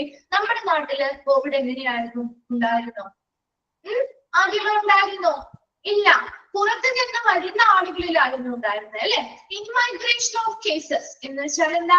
ഇവിടേക്കുള്ള കുടിയേറ്റം അല്ലെ. നമ്മുടെ നാട്ടിലേക്ക് രോഗമുള്ള ആളുകൾ എന്ത് ചെയ്യുന്നു? കുടിയേറുന്നു. അപ്പൊ എന്താ പറ്റുക? നമ്മുടെ നാട്ടില് രോഗമുള്ള ആളുകളുടെ എണ്ണം വർദ്ധിക്കും അല്ലെ. ഈ ഒന്നോ രണ്ടോ പേരായിരിക്കും ചിലപ്പോ രോഗം കൊണ്ട് ഇങ്ങോട്ട് വന്നിട്ടുണ്ടാവുള്ളൂ. പക്ഷെ അവരിൽ നിന്ന് ഒരുപാട് ആളുകളിലേക്ക് സ്പ്രെഡ് ആവുകയും അങ്ങനെ എന്ത് ചെയ്യുന്നു, പ്രിവാലൻസ് വർദ്ധിക്കുകയും ചെയ്യുന്നുണ്ട്. ക്ലിയർ ആവുന്നില്ലേ? മിസ് പറയുന്ന പോയിന്റ്സ് ഓക്കെ അല്ലേ? ഒന്നുകൂടി പറയാം കേട്ടോ, അപ്പൊ ഒന്ന് ശ്രദ്ധിച്ചിരുന്നാ മതി. Then out migration of healthy എന്ന് വെച്ചാൽ എന്താ, നല്ല ആരോഗ്യമുള്ള ആളുകളൊക്കെ എന്ത് ചെയ്യുന്നു, പുറത്തേക്ക് പോകുന്നു. അപ്പൊ നല്ല ആരോഗ്യമുള്ള ആളുകൾ നമ്മുടെ നാട്ടിലില്ല. ഹെൽത്തി ആയിട്ടുള്ള ആളുകളൊക്കെ എന്ത് ചെയ്യാണ്, പുറത്തേക്ക് പോവാണ്. അപ്പൊ ആരോഗ്യം കുറയുമ്പോൾ രോഗങ്ങൾ വരാനായിട്ടുള്ള ചാൻസ് കൂടുതലാണ് അല്ലെ. അപ്പൊ അങ്ങനെ വരുമ്പോഴും പ്രിവാലൻസ് റേറ്റ് എന്ത് ചെയ്യും, വർദ്ധിക്കും. അടുത്തതായിട്ട് ഇൻമൈഗ്രേഷൻ ഓഫ് സസെപ്റ്റബിൾ പീപ്പിൾ. അതെ, ഇമ്മ്യൂണിറ്റി കുറവായതുകൊണ്ട് തന്നെ ഇൻമൈഗ്രേഷൻ ഓഫ് സസെപ്റ്റബിൾ പീപ്പിൾ എന്ന് പറഞ്ഞാൽ എന്താ, സംശയാസ്പദം. ഇപ്പൊ നമ്മള് കോവിഡിന്റെ സമയത്ത് ഒരുപാട് പേര് ക്വാറന്റൈനിൽ വെച്ചിരുന്നു അല്ലെ, വെച്ചിട്ടില്ലേ? എന്തുകൊണ്ടാണിത്? സസെപ്റ്റബിൾ പീപ്പിൾ, അതായത് അവർ ചിലപ്പോ അവിടെ ഏതെങ്കിലും കോവിഡുമായി ബന്ധപ്പെട്ടുള്ള ആളുകളുമായിട്ട് ഇടപെടലുകൾ നടത്തിയിട്ടുണ്ടാവും. അപ്പൊ നമുക്ക് സംശയം തോന്നുകയാണ്, അവർക്ക് ചിലപ്പോ ഉണ്ടാവാം, ചിലപ്പോൾ ഉണ്ടാവാതിരിക്കാം അല്ലെ. അങ്ങനെയുള്ള ആളുകൾ നമ്മുടെ നാട്ടിലേക്ക് എന്ത് ചെയ്യുന്നു, കുടിയേറുന്നു. അപ്പൊ അവിടെ വെച്ച് അവർക്ക് സംശയം തോന്നുന്നു, അവർ ചിലപ്പോൾ നേരെ നമ്മുടെ നാട്ടിലുള്ള ആളുകൾ തന്നെയായിരിക്കും. ചിലപ്പോൾ അവരെന്ത് ചെയ്യുന്നു, അങ്ങനെയാണെങ്കിൽ എനിക്ക് വന്നാലോ, എനിക്ക് അത് നോക്കാൻ അവിടെ ഒന്നുമില്ല. അപ്പൊ അവര് പറയാണ്, ഞാൻ നാട്ടിലോട്ട് പോവാണെന്ന് പറഞ്ഞ് പോരാണ്. ചിലപ്പോ അവർക്ക് ഉണ്ടായേക്കാം, ഇല്ലാതിരിക്കാം. പക്ഷെ അങ്ങനെ സംശയമുള്ള ആളുകൾ ഒരുപാട് എന്ത് ചെയ്യുന്നു, നമ്മുടെ നാട്ടിലേക്ക് കുടിയേറുമ്പോൾ അവർക്ക് ഓൾറെഡി ഇവിടെ വരുമ്പോഴായിരിക്കും ചിലപ്പോൾ എന്ത് ചെയ്യുന്നത്, കോവിഡിന്റെ കേസ് ആണെങ്കിൽ ചിലപ്പോൾ ഇവിടെ വരുമ്പോഴായിരിക്കും പോസിറ്റീവ് ആവുന്നത് അല്ലെ. അപ്പൊ അങ്ങനെ ഒരുപാട് പേർക്ക് സ്പ്രെഡ് ആവാൻ സാധ്യതയുണ്ട്. ആ ഇംപ്രൂവ്ഡ് ഡയഗ്നോസിസ് ഫെസിലിറ്റീസ് എന്താണ്, ഇപ്പൊ രോഗനിർണയവുമായി നടത്തുന്നതുമായി ബന്ധപ്പെട്ട സൗകര്യങ്ങള് മെച്ചപ്പെടുത്തുന്നതിലൂടെ ബെറ്റർ റിപ്പോർട്ടിംഗ് ആണ് അല്ലെ. ഇപ്പൊ നമ്മൾ കോവിഡ് സമയത്ത് എങ്ങനെയാ, നമ്മുടെ വീട്ടിലിരുന്ന് പോലും നമുക്ക് ടെസ്റ്റ് ചെയ്യാനുള്ള രീതിയിലുള്ള സംവിധാനങ്ങൾ കൊണ്ടുവന്നിരുന്നു ഇല്ലേ. വീട്ടിലിരുന്ന് വരെ നമുക്ക് ടെസ്റ്റ് ചെയ്യാനുള്ള സംവിധാനങ്ങൾ കൊണ്ടുവന്നിരുന്നില്ലേ. അപ്പൊ അതുപോലെ പുതിയതായിട്ടുള്ള, അതായത് മെച്ചപ്പെട്ട രീതിയിലുള്ള രോഗനിർണയ സൗകര്യങ്ങളും ഉപാധികളും ഒക്കെ വർദ്ധിച്ചതോടുകൂടി കൂടുതൽ കേസുകൾ റിപ്പോർട്ട് ചെയ്യാൻ തുടങ്ങി അല്ലെ. പണ്ട് കാലത്തെ അപേക്ഷിച്ച് ഇപ്പൊ നമുക്ക് എന്തൊരു രോഗവും പെട്ടെന്ന് കണ്ടെത്താൻ പറ്റുന്നുണ്ട് അല്ലെ.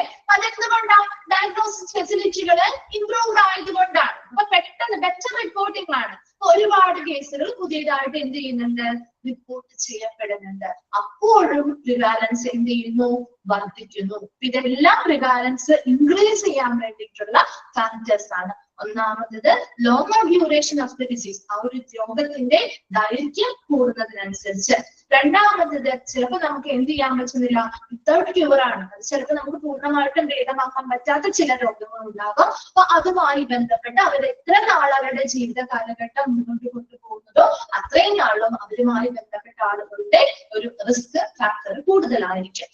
ഇൻക്രീസ്ഡ് ന്യൂ കേസസ്, നമ്മുടെ പോപ്പുലേഷനിൽ പുതിയ കേസുകളുടെ എണ്ണം വർദ്ധിക്കുമ്പോൾ പ്രിവാലൻസ് വർദ്ധിക്കും. അതുപോലെ ഇതുപോലെയുള്ള രോഗങ്ങളുള്ള ആളുകൾ ഇങ്ങോട്ട് കുടിയേറുന്നതിലൂടെയും ഹെൽത്തി ആയിട്ടുള്ള ആളുകൾ എന്ത് ചെയ്യുന്നു, പുറത്തേക്ക് പോകുന്നു. അധികം ഹെൽത്ത് ഇല്ലാത്ത, നല്ല രീതിയിൽ ആരോഗ്യമില്ലാത്ത, ഇമ്മ്യൂണിറ്റി കുറവുള്ള ആളുകൾ നമ്മുടെ നാട്ടിൽ നിൽക്കുമ്പോൾ അവർക്ക് എന്ത് ചെയ്യുന്നു, പെട്ടെന്ന് രോഗങ്ങൾ വരാനുള്ള സാധ്യത കൂടുതലാണ്. അതുപോലെ ഇൻമൈഗ്രേഷൻ ഓഫ് സസെപ്റ്റബിൾ പീപ്പിൾ, സംശയമുള്ള, രോഗമുണ്ടോ എന്നുള്ള സംശയമുള്ള ആളുകളുണ്ട് അല്ലെ. അപ്പൊ അങ്ങനെയുള്ള രോഗസാധ്യതയുള്ള ആളുകൾ ഉണ്ടാവാം. അപ്പൊ അങ്ങനെയുള്ള ആളുകൾ ഇങ്ങോട്ടുള്ള കുടിയേറ്റം. അതുപോലെ തന്നെ നല്ല മെച്ചപ്പെട്ട രീതിയിലുള്ള രോഗനിർണയ സൗകര്യങ്ങൾ വർദ്ധിക്കുമ്പോൾ അതിനനുസരിച്ച് എന്ത് ചെയ്യുന്നു, മെച്ചപ്പെട്ട റിപ്പോർട്ടിംഗ് നടക്കും. ക്ലിയർ ആണോ? Increased by factors.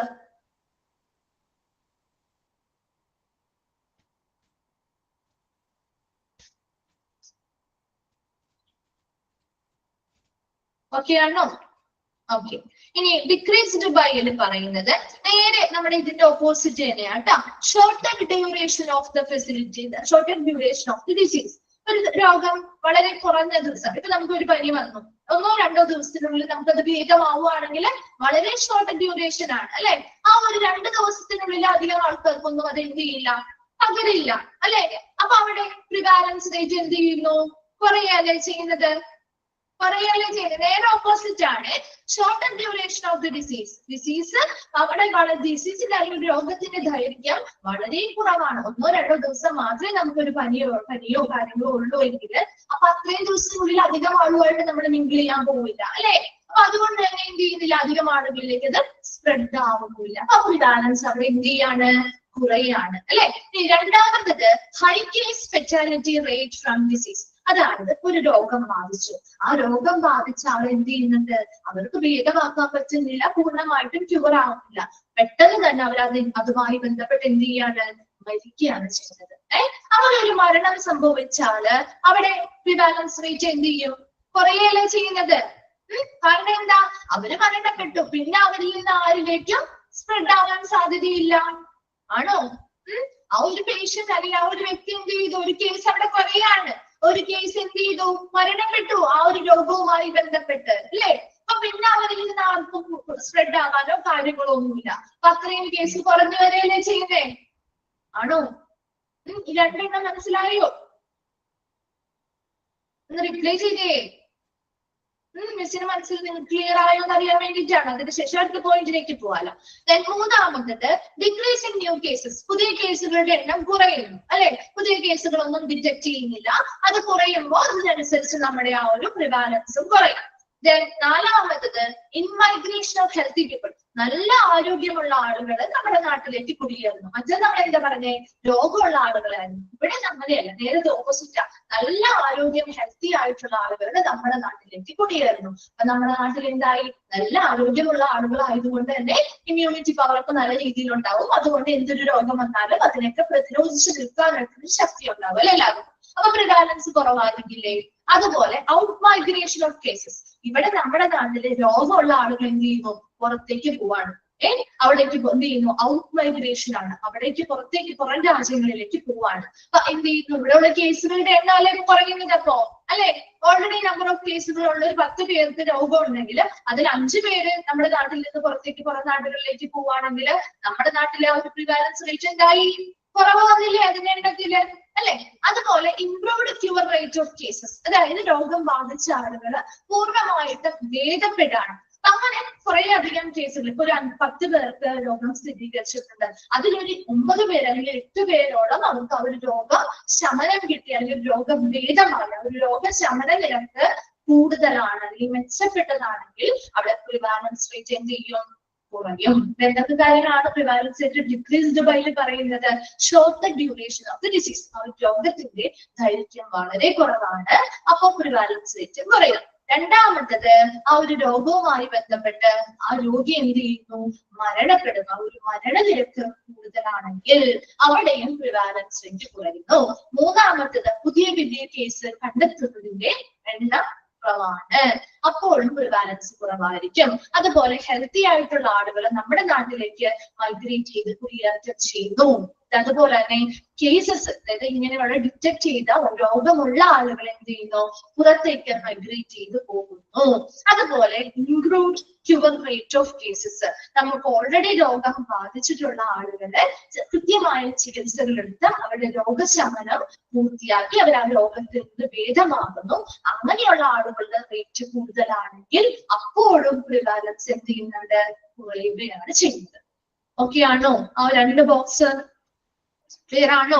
Increased by decreased by ചോദിക്കാറുള്ള ഭാഗമാണ്. ഈ പോയിന്റ്സ് ഇൻക്രീസ്ഡ് ബൈ ഉൾപ്പെടാത്തത് ഏതാണ്, അല്ലെങ്കിൽ ഉൾപ്പെടുന്നത് ഏതാണ്, അല്ലെങ്കിൽ ഡിക്രീസ്ഡ് ബൈ ഉൾപ്പെടാത്തത് ഏത്, ഉൾപ്പെടുന്നത് ഏത്, ഇന്ന രീതിയിൽ ക്വസ്റ്റ്യൻ വരാറുണ്ട് കേട്ടോ. ഇമ്പോർട്ടന്റ് ആണെന്ന് എഴുതി വെച്ചേക്കണേ. ഓക്കെ, അപ്പൊ പ്രിവാലൻസ് എന്ന് പറയുന്ന ഒരു പോർഷൻ കംപ്ലീറ്റ് ആയി. ഇനി അടുത്തതാണ് ഇൻസിഡൻസ്. ലാസ്റ്റ് ഭാഗമാണ് കേട്ടോ. ഇൻസിഡൻസ് ആണ് ഈ ഒരു ഇൻഡിക്കേറ്റർ കൂടിയാണ്. ഈ റേറ്റുമായി ബന്ധപ്പെട്ട കാര്യങ്ങൾ മാത്രമേ നമുക്ക് പഠിക്കുന്നുള്ളൂ. ഇനി അതിനുശേഷം നമ്മൾ പിന്നെ കുറച്ച് എന്താണ് ചലഞ്ചസും കാര്യങ്ങളും ഒക്കെ ഉണ്ട്, അതാണ് നോക്കുന്നത്. ലാസ്റ്റ് ഭാഗത്തേക്ക് വരെയുണ്ട് കേട്ടോ. അപ്പൊ ഇൻസിഡൻസ് എന്ന് പറഞ്ഞാല് incidents is the number of lately diagnosed cases of a disease.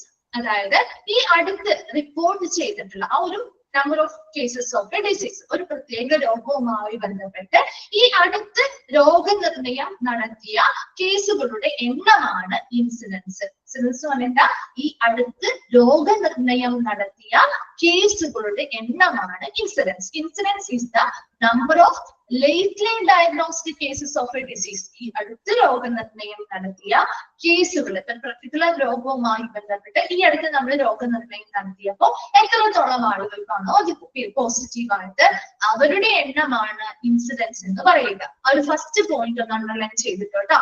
Incidents is the number of lately diagnostic cases of a disease. അടുത്തിടെ അല്ലെങ്കിൽ ഈ അടുത്ത് റിപ്പോർട്ട് ചെയ്ത കേസുകളുടെ അല്ലെങ്കിൽ രോഗനിർണയം നടത്തി കേസുകളുടെ എണ്ണം. An incident rate is the number of recent cases of a disease divided by the number of person at the risk for the disease. അതായത് ആ ഒരു രോഗവുമായി ബന്ധപ്പെട്ട അപകട സാധ്യതയിലുള്ള ഒരുപാട് ആളുകൾ ഉണ്ടാവും. അതില് ഈ അടുത്ത് നമ്മൾ റിപ്പോർട്ട് ചെയ്ത കേസുകൾ എത്രയാണോ അതാണ് ഇൻസിഡൻസ് എന്ന് പറയുന്നത്. എന്ന് വെച്ചാൽ എന്താ, ഇപ്പൊ ഒരു കോവിഡിന്റെ കേസ് തന്നെ നിങ്ങൾ എടുത്തു നോക്കിയേ, ഒരുപാട് പേര് അപകട സാധ്യതയിൽ ഉണ്ടായിരിക്കാം അല്ലെ. ഒരുപാട് പേര് അപകട സാധ്യതയിൽ ഉണ്ടായി. ഇപ്പൊ ഒരു 100 പേര് ഹൈ റിസ്കിലുള്ള ആളുകളാണ്. ചിലപ്പോൾ അവർക്ക് പോസിറ്റീവ് ആവാൻ, ചിലപ്പോൾ അവർക്ക് നെഗറ്റീവ് ആവാം. റിസ്കിലുള്ള ആളുകളാണ്. കാരണം മറ്റുള്ളവരുമായിട്ട് ഇടപെടൽ നടത്തിയിട്ടുള്ള ആളുകൾ ഒരു 100 പേരുണ്ടെങ്കിൽ അതിൽ നമ്മൾ ഈ അടുത്ത് നമ്മുടെ എന്ത് ചെയ്യുന്നു, രോഗനിർണയം നടത്തിയപ്പോ ഒരു 10 പേര് പോസിറ്റീവ് ആയെന്ന് വിചാരിക്കാം. 100 പേരില് ഒരു 10 പേര് നമ്മൾ ഈ അടുത്ത് റീസെന്റ് ആയിട്ട് നമ്മൾ എന്താണോ ഡയഗ്നോസിസ് ചെയ്തത്, രോഗനിർണയം നടത്തിയപ്പോ ഒരു 10 പേര് അതിൽ പോസിറ്റീവ് ആയെങ്കിൽ ആ 10 പേരാണ് നമ്മൾ ന്യൂമറേറ്ററിൽ. അനിപ്പയാണെങ്കിലും എന്താണെങ്കിലും ആ ഒരു കേസ് തന്നെ ഉദ്ദേശിക്കുന്നത് കേട്ടോ. ആ ഒരു പ്രസന്റ് ടൈമില് ആ ഒരു റീസെന്റ് നമ്മൾ ആ ഒരു രോഗനിർണയം നടത്തിയപ്പോ എത്ര പേര് ആ ഒരു റിസ്ക് പോപ്പുലേഷനിലുള്ള എത്ര പേര് രോഗമുണ്ടെന്നുള്ളതൊരു കേസ് കണ്ടെത്തി അല്ലെങ്കിൽ പോസിറ്റീവായി. അതാണ് നമ്മളുടെ ഇൻസിഡൻസിന്റെ ന്യൂമറേറ്റർ ആയിട്ട് എടുക്കുന്നത്. എന്താണ് incidence rate? Is the number of recent cases of a disease divided by the number of person at risk for the disease. ആ ഒരു രോഗവുമായി ബന്ധപ്പെട്ട അപകട സാധ്യതയിലുള്ള ആളുകളുടെ ആകെ എണ്ണം, അതിൽ റീസെന്റ് അടുത്തിടെ നമുക്ക് റിപ്പോർട്ട് ചെയ്ത കേസുകളുടെ എണ്ണമാണ് ന്യൂമറേറ്ററിൽ കൊടുക്കുക. Clear ആണോ? Incidence is an important rate. It is the proportion of people who develop disease in the course of a specific time period. ഇവിടെയും ഒരു നിശ്ചിത സമയപരിധി ഉണ്ട് കേട്ടോ. എല്ലാ റേറ്റിനും നമ്മളൊരു കൃത്യമായിട്ടൊരു ടൈം പീരീഡ് കൊടുക്കും. ആ ഒരു ടൈം പീരീഡില് ആ ഒരു പർട്ടിക്കുലർ പോപ്പുലേഷനിലെ അല്ലെങ്കിൽ ആ ഒരു റിസ്കിലുള്ള ആ ഒരു ആളുകളുടെ എത്ര പേർക്ക് ആ ഒരു രോഗം ഡെവലപ്പ് ചെയ്തിട്ടുണ്ട്, അല്ലെങ്കിൽ എത്ര പേർക്ക് നമ്മൾ അവിടെ രോഗം റിപ്പോർട്ട് ചെയ്തു, അതാണ് ഇൻസിഡൻസ് എന്ന് പറയുന്നത്. അതിന്റെ ഫോർമുല നിങ്ങളൊന്ന് നോക്കി വെക്കണം കേട്ടോ. ആദ്യത്തെ ഫസ്റ്റ് സെന്റൻസ് ഒന്ന് അണ്ടർലൈൻ ചെയ്യാം, അതിനുശേഷം ആ ഒരു ഫോർമുല ഒന്ന് നോക്കി വെക്കണേ. ഫോർമുല എന്ന് പറഞ്ഞാൽ incident rate is equal to the number of new cases of a disease in a given time period. ആ ഒരു നിശ്ചിത സമയ പരിധിക്കുള്ളിൽ എത്രത്തോളം നമ്പർ ഓഫ് കേസസ് ആണ് നമ്മൾ ഡിറ്റക്ട് ചെയ്തത്, അതാണ് ന്യൂമറേറ്ററിൽ കൊടുക്കുക. Divided by total person time at the risk during the follow period. ആ സെയിം ടൈമിൽ തന്നെ, ആ സെയിം ടൈം ആണ് കേട്ടോ താഴെ എടുക്കുക. ആ സെയിം ടൈമില് എത്രത്തോളം ആളുകൾക്കാണ് ആ അപകട സാധ്യതയിലുള്ള ആളുകളുടെ ആകെ എണ്ണം. ആ അപകട സാധ്യതയിലുള്ള ആളുകളുടെ ആകെ എണ്ണത്തിൽ അടുത്തിടെ നമ്മൾ ഡയഗ്നോസ് ചെയ്തപ്പോ എത്രത്തോളം കേസുകൾ റിപ്പോർട്ട് ചെയ്തു, അല്ലെങ്കിൽ എത്രത്തോളം കേസുകളാണ് അവിടെ റിപ്പോർട്ട് ചെയ്തത്, അല്ലെങ്കിൽ അവിടെ എത്രത്തോളം ആളുകൾക്കുണ്ട് എന്ന് നമ്മൾ കണ്ടെത്തി. അതാണ് ന്യൂമറേറ്ററിൽ കൊടുക്കുന്നത്. ഒരു 100 പേരെയാണ് നമ്മൾ റിസ്കിൽ ഉൾപ്പെടുത്തിയിരിക്കുന്നത്. ആ 100 പേരെ അടുത്ത് പരിശോധിച്ചപ്പോൾ അതിൽ എത്ര പേര് പോസിറ്റീവായി, അതാണ് ന്യൂമറേറ്ററിൽ കൊടുക്കുക. അത്ര മാത്രം. അങ്ങനെ എന്തെങ്കിലും ഒരു ക്ലൂ വെച്ച് നിങ്ങളൊന്ന് മനസ്സിലാക്കി വെച്ചിരുന്നാൽ മതിയെ. ഇൻസിഡന്റ് റേറ്റിന്റെ ഫോർമുല നോക്കണം. അതുപോലെ പ്രിവാലൻസ് റേറ്റിന്റെ ഫോർമുല മിസ് പറഞ്ഞിട്ടുണ്ടായിരുന്നു കേട്ടോ. എല്ലാത്തിന്റെയും ഫോർമുലാസ് ഇമ്പോർട്ടന്റ് ആണ്. ഫോർമുല കൂടുതലും ഈ ഒരു ചാപ്റ്ററിൽ ചോദിച്ചു കണ്ടിരിക്കുന്നത് ഫോർമുലയാണ് കേട്ടോ. അപ്പൊ ഫോർമുലാസ് ഇപ്പോഴും മാറി മാറി 1-2 ഒക്കെ ചോദിക്കാറുണ്ട്. അതുകൊണ്ട് ഇൻസിഡന്റ് റേറ്റിന്റെയും ഫോർമുല ഒന്ന് നോട്ട് ചെയ്ത് വെക്കാം. ക്ലിയർ ആണോ ഇവിടെ വരെ? ഓക്കെ ആണോ? ഓക്കെ. ഇനി 3 key elements, അതായത് ഈ ഒരു ഫോർമുലയുമായി ബന്ധപ്പെട്ട 3 പ്രധാനപ്പെട്ട എലമെന്റ്സ് ആണ് പറയുന്നത് കേട്ടോ. ഒന്നാമത്തത് only new cases included in numerator. ന്യൂമറേറ്ററില് റിസ്കിലുള്ള ആളുകളുടെ ഒന്നും എണ്ണം നമ്മൾ എടുക്കുന്നില്ല അല്ലെ. പുതിയതായിട്ട് വന്ന കേസുകളുടെ എണ്ണം മാത്രമല്ലേ എടുക്കുന്നുള്ളൂ അല്ലെ ന്യൂമറേറ്ററില്. ആ ഒരു പ്രസന്റ് ടൈമില് അല്ലെങ്കിൽ ആ ഒരു ഗിവൺ ടൈമിൽ അല്ലെങ്കിൽ ആ ഒരു റീസെന്റ് ആയിട്ട് നമ്മൾ ഡയഗ്നോസ് ചെയ്തപ്പോ എത്രത്തോളം നമ്പർ ഓഫ് ന്യൂ കേസസ് ആണോ വന്നത് അതിന്റെ നമ്പർ മാത്രമാണ് നമ്മൾ എടുക്കുന്നത് അല്ലെ. അതാണ് ഒന്നാമത്, അതാണ് ന്യൂമറേറ്ററിൽ നമ്മൾ ഉൾപ്പെടുത്തുക. രണ്ടാമത്തത് total population at the risk in the denominator. ആ ഒരു പോപ്പുലേഷനിലുള്ള എത്രത്തോളം ആളുകൾ റിസ്കിലാണോ, അല്ലെങ്കിൽ ഇപ്പൊ ഒരു 50 പേരാണ് അവിടെ റിസ്കിലുള്ള ആളുകൾ, അല്ലെങ്കിൽ അപകട സാധ്യത ഏറ്റവും കൂടുതലുള്ളതെങ്കിൽ അവരുടെ മൊത്തത്തിലുള്ള എണ്ണമാണ് ഡിനോമിനേറ്ററിൽ എടുക്കുക. അതൊക്കെ നമ്മൾ ഓൾറെഡി പറഞ്ഞ കാര്യങ്ങളാണ്. ഇനി ടൈം എലമെന്റ് എന്ന് പറഞ്ഞാൽ എന്താ? Period over which recent cases detected എന്നാണ് കേട്ടോ. ഡിറ്റക്റ്റഡ് എന്നാണ്. നിങ്ങളുടെ തെറ്റാണ്, ഡിഫക്റ്റഡ് എന്നാണ് ഇവിടെ കിടക്കുന്നത്. കറക്റ്റ് അല്ലെങ്കിൽ ഒന്ന് കറക്റ്റ് ആക്കി കേട്ടോ. കേസസ് ഡിറ്റക്റ്റഡ് എന്നാണ് കേട്ടോ. ഓക്കെ, ശരിയായിട്ടാണോ കിടക്കുന്നത്? അല്ല. ഓക്കെ, അപ്പൊ ഡിറ്റക്റ്റഡ് തന്നെ ആക്കാം കേട്ടോ. ആ ഒരു കേസുകൾ കണ്ടെത്തിയ കാലഘട്ടം, ആ ഒരു പർട്ടിക്കുലർ ടൈം പീരീഡ് വരുമല്ലോ, ആ ഒരു കേസ് കണ്ടെത്തി ആ ഒരു കാലഘട്ടത്തെയാണ് ആ ഒരു ടൈം എലമെന്റ് ആയിട്ട് ഇവിടെ. അപ്പൊ ആ ഒരു ഫോർമുലയുമായി ബന്ധപ്പെട്ട 3 കാര്യങ്ങളാ. ന്യൂമറേറ്ററിൽ നമ്മൾ എന്താ കൊടുക്കുന്നത്? പുതിയതായിട്ട് കണ്ടെത്തിയ കേസുകളുടെ എണ്ണം മാത്രം. ഡിനോമിനേറ്ററിൽ ആ പോപ്പുലേഷനിൽ എത്ര ആളുകൾ റിസ്കിലാണോ ആ റിസ്കിലുള്ള ആളുകളുടെ ആകെ എണ്ണം, അതാണ് ഡിനോമിനേറ്ററിൽ. ടൈം എലമെന്റ് എന്ന് പറഞ്ഞാൽ ഏത് സമയപരിധിക്കുള്ളിലാണ്, അല്ലെങ്കിൽ ആ ഒരു ഏത് നിശ്ചിത സമയത്താണോ നമ്മൾ ആ ഒരു കേസുകളുടെ എണ്ണം എടുക്കുന്നത്, ആ ഒരു കണ്ടെത്തിയ കാലഘട്ടമാണ് ആ ടൈം എലമെന്റ് എന്ന് പറയുന്നത്. ക്ലിയർ ആണോ? 3 key elements.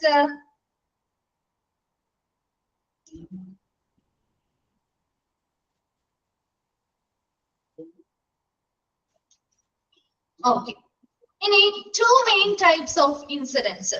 ഇൻസിഡൻസിനെ 2 ടൈപ്പ് ആയിട്ട് തിരിക്കുന്നുണ്ട്. ജസ്റ്റ് നിങ്ങൾക്ക് ഈ പേര് മാത്രമേ പഠിക്കാനുള്ളൂ കേട്ടോ. ക്യുമുലേറ്റീവ് ഇൻസിഡൻസും ഉണ്ട്, ഇൻസിഡന്റ് റേറ്റ് അല്ലെങ്കിൽ ഇൻസിഡന്റ് ഡെൻസിറ്റിയും ഉണ്ട്. ആ 2 ടേം മാത്രം നിങ്ങൾ പഠിച്ചു വെച്ചാൽ മതി. അതിൽ ക്യുമുലേറ്റീവ് ഇൻസിഡൻസ് എന്ന് പറഞ്ഞാൽ ഒരു നിശ്ചിത കാലയളവില് ഒരു ജനസംഖ്യയില് സംഭവിക്കുന്ന ഒരു നിർദ്ദിഷ്ട സംഭവം, എന്തെങ്കിലും ഒരു രോഗമാവട്ടെ അല്ലെങ്കിൽ എന്തെങ്കിലും ഒരു ഇൻസിഡന്റ് ആവട്ടെ, അതുമായി ബന്ധപ്പെട്ട് അതിന്റെ സാധ്യതയാണ് നമ്മൾ ക്യുമുലേറ്റീവ് ഇൻസിഡന്റിൽ പറയുന്നത്. ഒരു പർട്ടിക്കുലർ ടൈം പീരീഡ്, ഒരു പർട്ടിക്കുലർ പോപ്പുലേഷനില് ഒരു ഇൻസിഡന്റ് നടക്കാനുള്ള സാധ്യത, അതിന്റെ ആ ഒരു മെഷറാണ് നമ്മൾ ക്യുമുലേറ്റീവ് ഇൻസിഡന്റിൽ എടുക്കുക. എന്നാൽ ഇൻസിഡന്റ് റേറ്റ് എന്ന് പറയുമ്പോൾ ഇതേപോലെ തന്നെ ഒരു സ്പെസിഫിക് ടൈം ഉണ്ടാവും, ഒരു സ്പെസിഫിക് പോപ്പുലേഷൻ ഉണ്ടാവും. അവിടെ ഇപ്പൊ പറഞ്ഞ പോലെ എന്തെങ്കിലും ഒരു രോഗമോ അല്ലെങ്കിൽ ഒക്കെ അവസ്ഥയോ ഒക്കെ എത്ര വേഗത്തിൽ വ്യാപിക്കുന്നു, അവിടെ എത്ര വേഗത്തിൽ വ്യാപിക്കുന്നതിന്റെ റേറ്റ് ആണ് ഇൻസിഡന്റ് റേറ്റ് എടുക്കുന്നത്. ക്യുമുലേറ്റീവ് ഇൻസിഡന്റിൽ എന്താ പറഞ്ഞത്? അവിടെ അപകടം വരാനുള്ള സാധ്യതയാണ് നമ്മൾ പറയുന്നത്. ഇവിടെ എന്താണ്? സാധ്യതയുടെ ഒരു മെഷറാണ് എടുക്കുക. ഇൻസിഡന്റ് റേറ്റിൽ പറയുമ്പോൾ ഇവിടെ എത്രത്തോളം വ്യാപിക്കുന്നതിന്റെ ഒരു മെഷറാണ് ഇൻസിഡന്റ് റേറ്റ്. അതൊന്നും നിങ്ങളോട് ചോദിക്കാറില്ല കേട്ടോ. 2 മെയിൻ ടൈപ്പ് ഉണ്ടെന്ന് മാത്രം മനസ്സിലാക്കിയാൽ മതി. ക്യുമുലേറ്റീവ് ഇൻസിഡന്റും ഉണ്ട്, ഇൻസിഡന്റ് റേറ്റും ഉണ്ട്. 2 എണ്ണം ഉണ്ട്, 2 ടൈപ്പും ഉള്ളൂ എന്ന് മനസ്സിലാക്കി വെക്കാം. ഓക്കെ, ഇനി അടുത്തത് ക്യാരക്ടറിസ്റ്റിക്സ് ഓഫ് ഇൻസിഡൻസ്. ഇൻസിഡന്റിന്റെ ക്യാരക്ടറിസ്റ്റിക്സ് അല്ലെങ്കിൽ സവിശേഷതകളാണ് പറയുന്നത് കേട്ടോ. First one, address the question how far the condition is. ഇപ്പൊ ഇൻസിഡൻസിലൂടെ നമുക്ക് ഇൻസിഡൻസിന്റെ ഒരു സവിശേഷതയാണ്, ഒന്നാമത്തെ പോയിന്റ് ആണ് address the question how far the condition is. അല്ലെ, നമുക്കൊരു ഇങ്ങനെയുള്ള ഒരു ചോദ്യത്തിനുള്ള ഒരു ഉത്തരം കിട്ടുന്ന പറയുന്നത് എത്രത്തോളം, അല്ലെ, അവരുടെ കണ്ടീഷൻ അല്ലെങ്കിൽ അവരുടെ സ്ഥിതി എത്രത്തോളം എന്ന ചോദ്യത്തിന് ഒരു ഉത്തരം കിട്ടും. അല്ലെ, ആ ഒരു പർട്ടിക്കുലർ പോപ്പുലേഷനില് ആ ഒരു രോഗത്തിന്റെ അപകട സാധ്യത എത്രത്തോളം, അല്ലെങ്കിൽ ഇപ്പൊ രോഗം ബാധിച്ച ആളുകളുടെ എണ്ണം എത്രത്തോളം എന്നതിനൊരു ഉത്തരം നമുക്ക് കിട്ടുന്നില്ലേ ഇൻസിഡൻസ് വഴി? കിട്ടുന്നുണ്ടോ? അവിടുത്തെ റിസ്കിലുള്ള ആളുകൾ എത്രത്തോളം എന്ന് ചോദിച്ചാൽ അവിടെ ഒരു ആൻസർ ഉണ്ട്, അല്ലെ? അതുപോലെ തന്നെ അവിടെ പുതിയതായിട്ട് ഡിറ്റക്ട് ചെയ്ത അല്ലെങ്കിൽ രോഗനിർണയം നടത്തിയ കേസുകളുടെ എണ്ണം എത്രത്തോളം എന്ന് ചോദിച്ചാൽ അതിനും നമുക്ക് ആൻസർ കിട്ടുന്നുണ്ടല്ലോ, ഉണ്ട്. രണ്ടാമത്തത് a measure of risk of disease but should be for a stipulated time period. ഒരു നിശ്ചിത സമയ പരിധിക്കുള്ളിലാണെങ്കിൽ പോലും നമുക്ക് ആ ഒരു പോപ്പുലേഷനിലെ അപകട സാധ്യതയിലുള്ള രോഗം ഏതാണ്, അല്ലെങ്കിൽ എത്ര പേർക്ക് അപകട സാധ്യതയുണ്ടെന്നത് കൃത്യമായിട്ട് നമുക്ക് എന്ത് ചെയ്യാൻ പറ്റും? മെഷർ ചെയ്യാൻ പറ്റുന്നുണ്ട്, അല്ലെ? ആ ഒരു നിശ്ചിത സമയത്തേക്കാണെങ്കിൽ പോലും, നിശ്ചിത പീരീഡിനുള്ളിലാണ് നമ്മൾ അത് കണക്കെടുക്കുന്നതെങ്കിൽ പോലും ആ ഒരു പർട്ടിക്കുലർ ടൈം പീരീഡില് ആ നിശ്ചിത കാലയളവിനുള്ളില് ആ ഒരു പോപ്പുലേഷനില് ഏത് രോഗമാണ് ഏറ്റവും കൂടുതൽ അപകട സാധ്യതയുള്ള രോഗം ഏതാണ്, അതിൽ റിസ്ക് ബാധിച്ചത് അല്ലെങ്കിൽ ഏറ്റവും കൂടുതൽ അപകട സാധ്യതയുള്ള ആളുകളുടെ എണ്ണം എത്രയാണ് എന്നൊക്കെ കൃത്യമായിട്ടുള്ള കണക്ക് നമുക്ക് എന്ത് ചെയ്യുന്നുണ്ട്? ഇതിലൂടെ കിട്ടുന്നുണ്ട്. അടുത്തത് express the risk of having an outcome for the population at risk not for a single person. എന്താണ് ഇവിടെ നമ്മൾ ആ ഒരു പോപ്പുലേഷനെ ബേസ് ചെയ്താണ് കണക്കെടുക്കുന്നത്, അല്ലെ? അല്ലാതെ ഒരൊറ്റ വ്യക്തിയെ ബേസ് ചെയ്താണോ നമ്മൾ അവിടെ എടുക്കുന്നത്? ആണോ? Express the risk of having an outcome for the population at risk. ആ ഒരു പോപ്പുലേഷൻ, ഏത് പോപ്പുലേഷൻ ആണോ അപകട സാധ്യതയിലുള്ളത് എന്നാണ് നമ്മൾ എക്സ്പ്രസ് ചെയ്യുന്നത്. അല്ലാതെ ഒരു സിംഗിൾ പേഴ്സണെ അല്ല നമ്മൾ അവിടെ, അല്ലെ? ആ ഒരു വ്യക്തിക്ക് എത്രത്തോളം രോഗങ്ങളുണ്ട്, അല്ലെങ്കിൽ ആ ഒരു വ്യക്തി എത്ര നാളായിട്ട് ആ രോഗം ബാധിച്ചിട്ടുണ്ട് എന്നല്ലല്ലോ നമ്മൾ പറയുന്നത്. മറിച്ച് എന്താ പറയുന്നത്, ആ ഒരു പർട്ടിക്കുലർ പോപ്പുലേഷനില് എത്രത്തോളം ആളുകൾക്ക് അത് ബാധിച്ചിട്ടുണ്ട്, അല്ലെ? അതാണ് നമ്മൾ അവിടെ നോക്കുക. Then population must be free of disease at the beginning of the study. ഇനി ഈ ഒരു സ്റ്റഡി നടത്തുമ്പോ, അല്ലെങ്കിൽ ആ ഒരു പോപ്പുലേഷനുമായി ബന്ധപ്പെട്ട് ഒരു സ്റ്റഡി നടത്തുമ്പോ അവിടെ എപ്പോഴും ഒരു കണക്കെടുക്കുമ്പോ, അല്ലെങ്കിൽ ഒരു റേറ്റ് നമ്മൾ എടുക്കുമ്പോണ്ടല്ലോ, ആദ്യമേ തന്നെ ആ ഒരു പോപ്പുലേഷൻ എങ്ങനെയായിരിക്കണം, യാതൊരുവിധ ഡിസീസും ഇല്ലാതെ ഫ്രീ ആയിരിക്കണം. എന്തുകൊണ്ടാണ് അങ്ങനെ ഫ്രീ ആയിരിക്കണം എന്ന് പറയുന്നത്? ഒരു പഠനം നടത്തുന്നതിന് മുൻപായിട്ട് ആ പോപ്പുലേഷൻ നമ്മൾ ഒരു കൺസിഡർ ചെയ്യാനല്ലേ, അതെപ്പോഴും ഫ്രീ ആയിരിക്കണം. എന്തുകൊണ്ട് അത് ഫ്രീ ആയിരിക്കണം? മറ്റു രോഗങ്ങളൊന്നും അവിടെ ബാധിക്കാൻ പാടില്ല. എന്നാൽ മാത്രമല്ലേ നമുക്ക് ആ ഒരു പർട്ടിക്കുലർ ടൈപ്പിൽ കൃത്യമായിട്ടുള്ള കണക്ക് കിട്ടുള്ളൂ. ആണോ? മറ്റു രോഗങ്ങളൊക്കെ ഓൾറെഡി ഉള്ള ഒരു പോപ്പുലേഷൻ എടുത്ത് അതിന്റെ സ്റ്റഡി നടത്താൻ പോയി കഴിഞ്ഞാല് നമുക്ക് കൃത്യമായ ഒരു കണക്കൊന്നും കിട്ടില്ല. അപ്പൊ മറിച്ച് എപ്പോഴും ഒരു പോപ്പുലേഷൻ എങ്ങനെയാ, must be free of disease at the beginning of the study. ആ ഒരു പഠനം തുടങ്ങുന്നതിന് മുൻപ് തന്നെ ആ ഒരു പോപ്പുലേഷൻ എങ്ങനെയായിരിക്കണം, ഫ്രീ ഓഫ് ഡിസീസ് ആയിരിക്കണം, രോഗവിമുക്തമായിരിക്കണം. അങ്ങനെയുള്ള ഒരു പോപ്പുലേഷൻ എടുത്ത് സ്റ്റഡി ചെയ്യുമ്പോഴാണ് നമുക്ക് കൃത്യമായിട്ടുള്ള ഒരു വിവരങ്ങൾ കിട്ടുന്നത്. അപ്പൊ ക്യാരക്ടറിസ്റ്റിക്സ് ഓഫ് ഇൻസിഡൻസിൽ പറയുന്നത് 4 കാര്യങ്ങളാണ് പറഞ്ഞത്. അതിലൊന്നാമത്തത് എത്രത്തോളം പേർക്ക് ഇത് രോഗം ബാധിച്ചിട്ടുണ്ട്, അല്ലെങ്കിൽ ആ ഒരു പോപ്പുലേഷനിലെ ആ ഒരു കണ്ടീഷനെ കുറിച്ച് കൃത്യമായിട്ടുള്ള ഒരു ഉത്തരം നമുക്ക് കിട്ടുന്നുണ്ട്. എത്ര പേർക്ക് അപകട സാധ്യതയിലുള്ള ആളുകൾ എത്ര പേരാണ്, എത്രത്തോളം റിസ്ക് ഉള്ള ഡിസീസുകൾ ഏതൊക്കെയാണ്, അങ്ങനെയുള്ള ഒരു നിശ്ചിത സമയപരിധിക്കുള്ളിലാണെങ്കിൽ പോലും എത്ര പേർക്ക് ആ ഒരു രോഗം ബാധിച്ചിട്ടുണ്ട്, എത്ര പേര് അപകട സാധ്യതയിലുണ്ട്, അങ്ങനെയുള്ള കാര്യങ്ങളെ കുറിച്ചുള്ള കൃത്യമായ ഇൻഫർമേഷൻ നമുക്ക് കിട്ടുന്നുണ്ട്. മൂന്നാമത് പറയുന്നത് അവിടെ ഒരു പോപ്പുലേഷനെ ബേസ് ചെയ്താണ് നമ്മൾ എടുക്കുന്നത്. ഒരിക്കലും ഒരു സിംഗിൾ വ്യക്തിയെ ഉദ്ദേശിച്ചല്ല, ആ ഒരു പോപ്പുലേഷനിലെ അപകട സാധ്യത അല്ലെങ്കിൽ റിസ്ക് എത്രത്തോളം ഉണ്ട് എന്നാണ് നമ്മൾ ഇതിലൂടെ എടുക്കുന്നത്. നാലാമത് പറഞ്ഞത് ഈ ഒരു പഠനം തുടങ്ങുന്നതിന് മുൻപ് തന്നെ ആ പോപ്പുലേഷൻ എങ്ങനെയായിരിക്കണം, ഫ്രീ ഓഫ് ഡിസീസ് ആയിരിക്കണം. എന്നാൽ മാത്രമേ നമുക്ക് കൃത്യമായ ഒരു കണക്ക് അവിടെ എടുക്കാൻ സാധിക്കുകയുള്ളൂ. ക്ലിയർ ആണോ? 4 പോയിന്റ്സ്.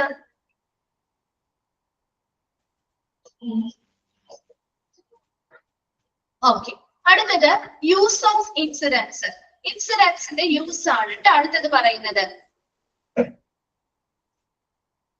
യൂസ് ഓഫ് ഇൻസിഡൻസിൽ പറയുന്നത് explain the risk of disease occurrence over time. അതായത് ഓരോ സമയത്തും, അപ്പൊ നമ്മളൊരു നിശ്ചിത സമയത്ത് എടുക്കുന്നു അല്ലെ, നമ്മളൊരു സർട്ടൻ ടൈം പീരീഡിലല്ലേ എടുക്കുന്നത്. ആ ഒരു ടൈം പീരീഡിൽ ഏത് രോഗമാണോ എത്രത്തോളം റിസ്കിലാണോ ഉള്ളത് അത് കണ്ടെത്താൻ പറ്റും. അടുത്തൊരു പീരീഡ് എടുക്കുമ്പോ അതേ രോഗം ആയിരിക്കില്ല ചിലപ്പോ അവിടെ ആ സമയത്ത് അപകട സാധ്യതയിലുള്ളത്, അല്ലെ? എല്ലാ സമയത്തും ഒരേ രോഗമായിരിക്കും നമുക്ക് ആ ഒരു പോപ്പുലേഷനെ ബാധിക്കുക? അല്ല, വ്യത്യസ്ത രോഗങ്ങളായിരിക്കും, അല്ലെ? അപ്പൊ ആ ഒരു നിശ്ചിത സമയപരിധിയിൽ ഇപ്പൊ ഒരു ടൈം പീരീഡ് എടുക്കുന്നു. ആ ഒരു ടൈം പീരീഡിൽ ഏത് രോഗമാണോ അപ്പോ ഉള്ളത് അതിന്റെ അപകട സാധ്യത എത്രത്തോളം, എത്ര പേർക്ക് അത് ബാധിച്ചു, അതെടുക്കുന്നുണ്ട്. പിന്നെ കുറച്ച് ദിവസം കഴിഞ്ഞ് അല്ലെങ്കിൽ കുറച്ച് വേറൊരു ടൈം പീരീഡ് നമ്മൾ എടുക്കുകയാണെങ്കിൽ ആ ടൈം പീരീഡിൽ മറ്റേത് രോഗമാണോ അപ്പോ പ്രബലത്തിലുള്ളത് അതിന്റെ റേറ്റ് എത്രത്തോളമാണ്, റിസ്ക് എത്രത്തോളമാണ് എന്ന ഒരു, അതായത് ഓരോ സമയത്തും ഓരോ കാലഘട്ടത്തിലും അല്ലെങ്കിൽ ഓരോ കാലയളവിലും മാറി മാറി എത്രത്തോളം രോഗങ്ങൾ വരുന്നുണ്ടോ അതിന്റെ അപകട സാധ്യതകൾ എത്രത്തോളമാണൊക്കെ നമുക്ക് എന്ത് ചെയ്യാം, ഓരോ സമയത്തിനനുസരിച്ച് കൃത്യമായിട്ട് ഇത് ഉപയോഗിച്ച് എക്സ്പ്ലെയിൻ ചെയ്യാൻ പറ്റും. ക്ലിയർ ആയോ? First point. രണ്ടാമത്തത് useful in planning for preventive measures. അല്ലെ, ഒരു പോപ്പുലേഷൻ അപകട സാധ്യതയിലാണ് എന്ന് മനസ്സിലാക്കിയാൽ നമ്മൾ എന്ത് ചെയ്യുന്നു, ആ ഒരു സംഭവത്തെ അല്ലെ, prepare resources to compact events, ആ ഒരു സംഭവങ്ങളെ എന്ത് ചെയ്യണം, ചെറുക്കുന്നതിന് വേണ്ടിയിട്ടുള്ള ഒരുപാട് വിഭവങ്ങള് അല്ലെങ്കിൽ ഒരുപാട് പ്രോഗ്രാംസ് കാര്യങ്ങളൊക്കെ തയ്യാറാക്കുന്നതിന് വേണ്ടി, അല്ലെങ്കിൽ ആ ഒരു പ്രിവെന്റീവ് മെഷേഴ്സ് പ്രതിരോധ നടപടികൾ എടുക്കാൻ വേണ്ടിയിട്ട് അവർക്ക് ഉപയോഗിക്കാൻ പറ്റും. മൂന്നാമത്തത് compare the risk of the disease between 2 or more population. ഒരു 2 or 3 പോപ്പുലേഷൻ എടുത്തു വെച്ച് അതിലേത് പോപ്പുലേഷൻ ആണ് ആ ഒരു പർട്ടിക്കുലർ രോഗവുമായി ബന്ധപ്പെട്ട് അപകട സാധ്യത കൂടുതലുള്ള പോപ്പുലേഷൻ എന്താണെന്നത് താരതമ്യം ചെയ്യാൻ പറ്റും. നാലാമത്തത് as the incident rates are influenced by any factor unwitted the risk factors. ഈ ഒരു ഇൻസിഡൻസിനെ എന്താണ് ബാധിക്കുന്ന ഫാക്ടേഴ്സ്, ഘടകങ്ങൾ ഏതൊക്കെയാണ്, അപകട ഫാക്ടേഴ്സ് അല്ലെങ്കിൽ റിസ്ക് ഫാക്ടേഴ്സ് ഏതൊക്കെയാണ്, ഇതൊക്കെ നമുക്ക് ഈ ഒരു ഇൻസിഡൻസ് എടുക്കുന്നത് വഴി അറിയാൻ സാധിക്കുന്നുണ്ട്. ഇപ്പൊ യൂസ് ഓഫ് ഇൻസിഡൻസിൽ 4 പോയിന്റ് ആണ് പറഞ്ഞത്. അതിൽ ഒന്നാമത്തത് ഓരോ സമയത്തിനനുസരിച്ച് ആ ഒരു പർട്ടിക്കുലർ ടൈം പീരീഡിനനുസരിച്ച് ഏതൊക്കെ രോഗങ്ങളാണോ ഹൈ റിസ്കിൽ വരുന്നത്, ആളുകളെ കൂടുതലായിട്ട് ബാധിക്കുന്നത്, ആ രോഗങ്ങളെ ഓരോ സമയത്തിനനുസരിച്ച് നമുക്ക് എന്ത് ചെയ്യാൻ പറ്റും, കണ്ടെത്താനായിട്ട് വിശദീകരിക്കാനായിട്ട് ഇതിലൂടെ സാധിക്കുന്നുണ്ട്. രണ്ടാമതെന്ന് പറയുന്നത് പ്രിവെന്റീവ് മെഷേഴ്സ്, പ്രതിരോധ നടപടികൾ എടുക്കാനായിട്ട് ഇത് സഹായകമാണ്. അതായത് ഇതിനെ ചെറുത്തുനിൽ ഇങ്ങനൊരു സംഭവം ഉണ്ടായാൽ, ഹൈ റിസ്ക് ആയിട്ടുള്ള ഒരു പോപ്പുലേഷനിൽ ഇങ്ങനെയുള്ള അസുഖങ്ങൾ ഉണ്ടായി കഴിഞ്ഞാൽ അതിനെ ചെറുക്കുന്നതിന് വേണ്ടിയുള്ള വിഭവങ്ങൾ അല്ലെങ്കിൽ പ്രോഗ്രാംസ് കാര്യങ്ങൾ തയ്യാറാക്കാനൊക്കെ നമുക്ക് ഇത് ഉപയോഗിക്കാം.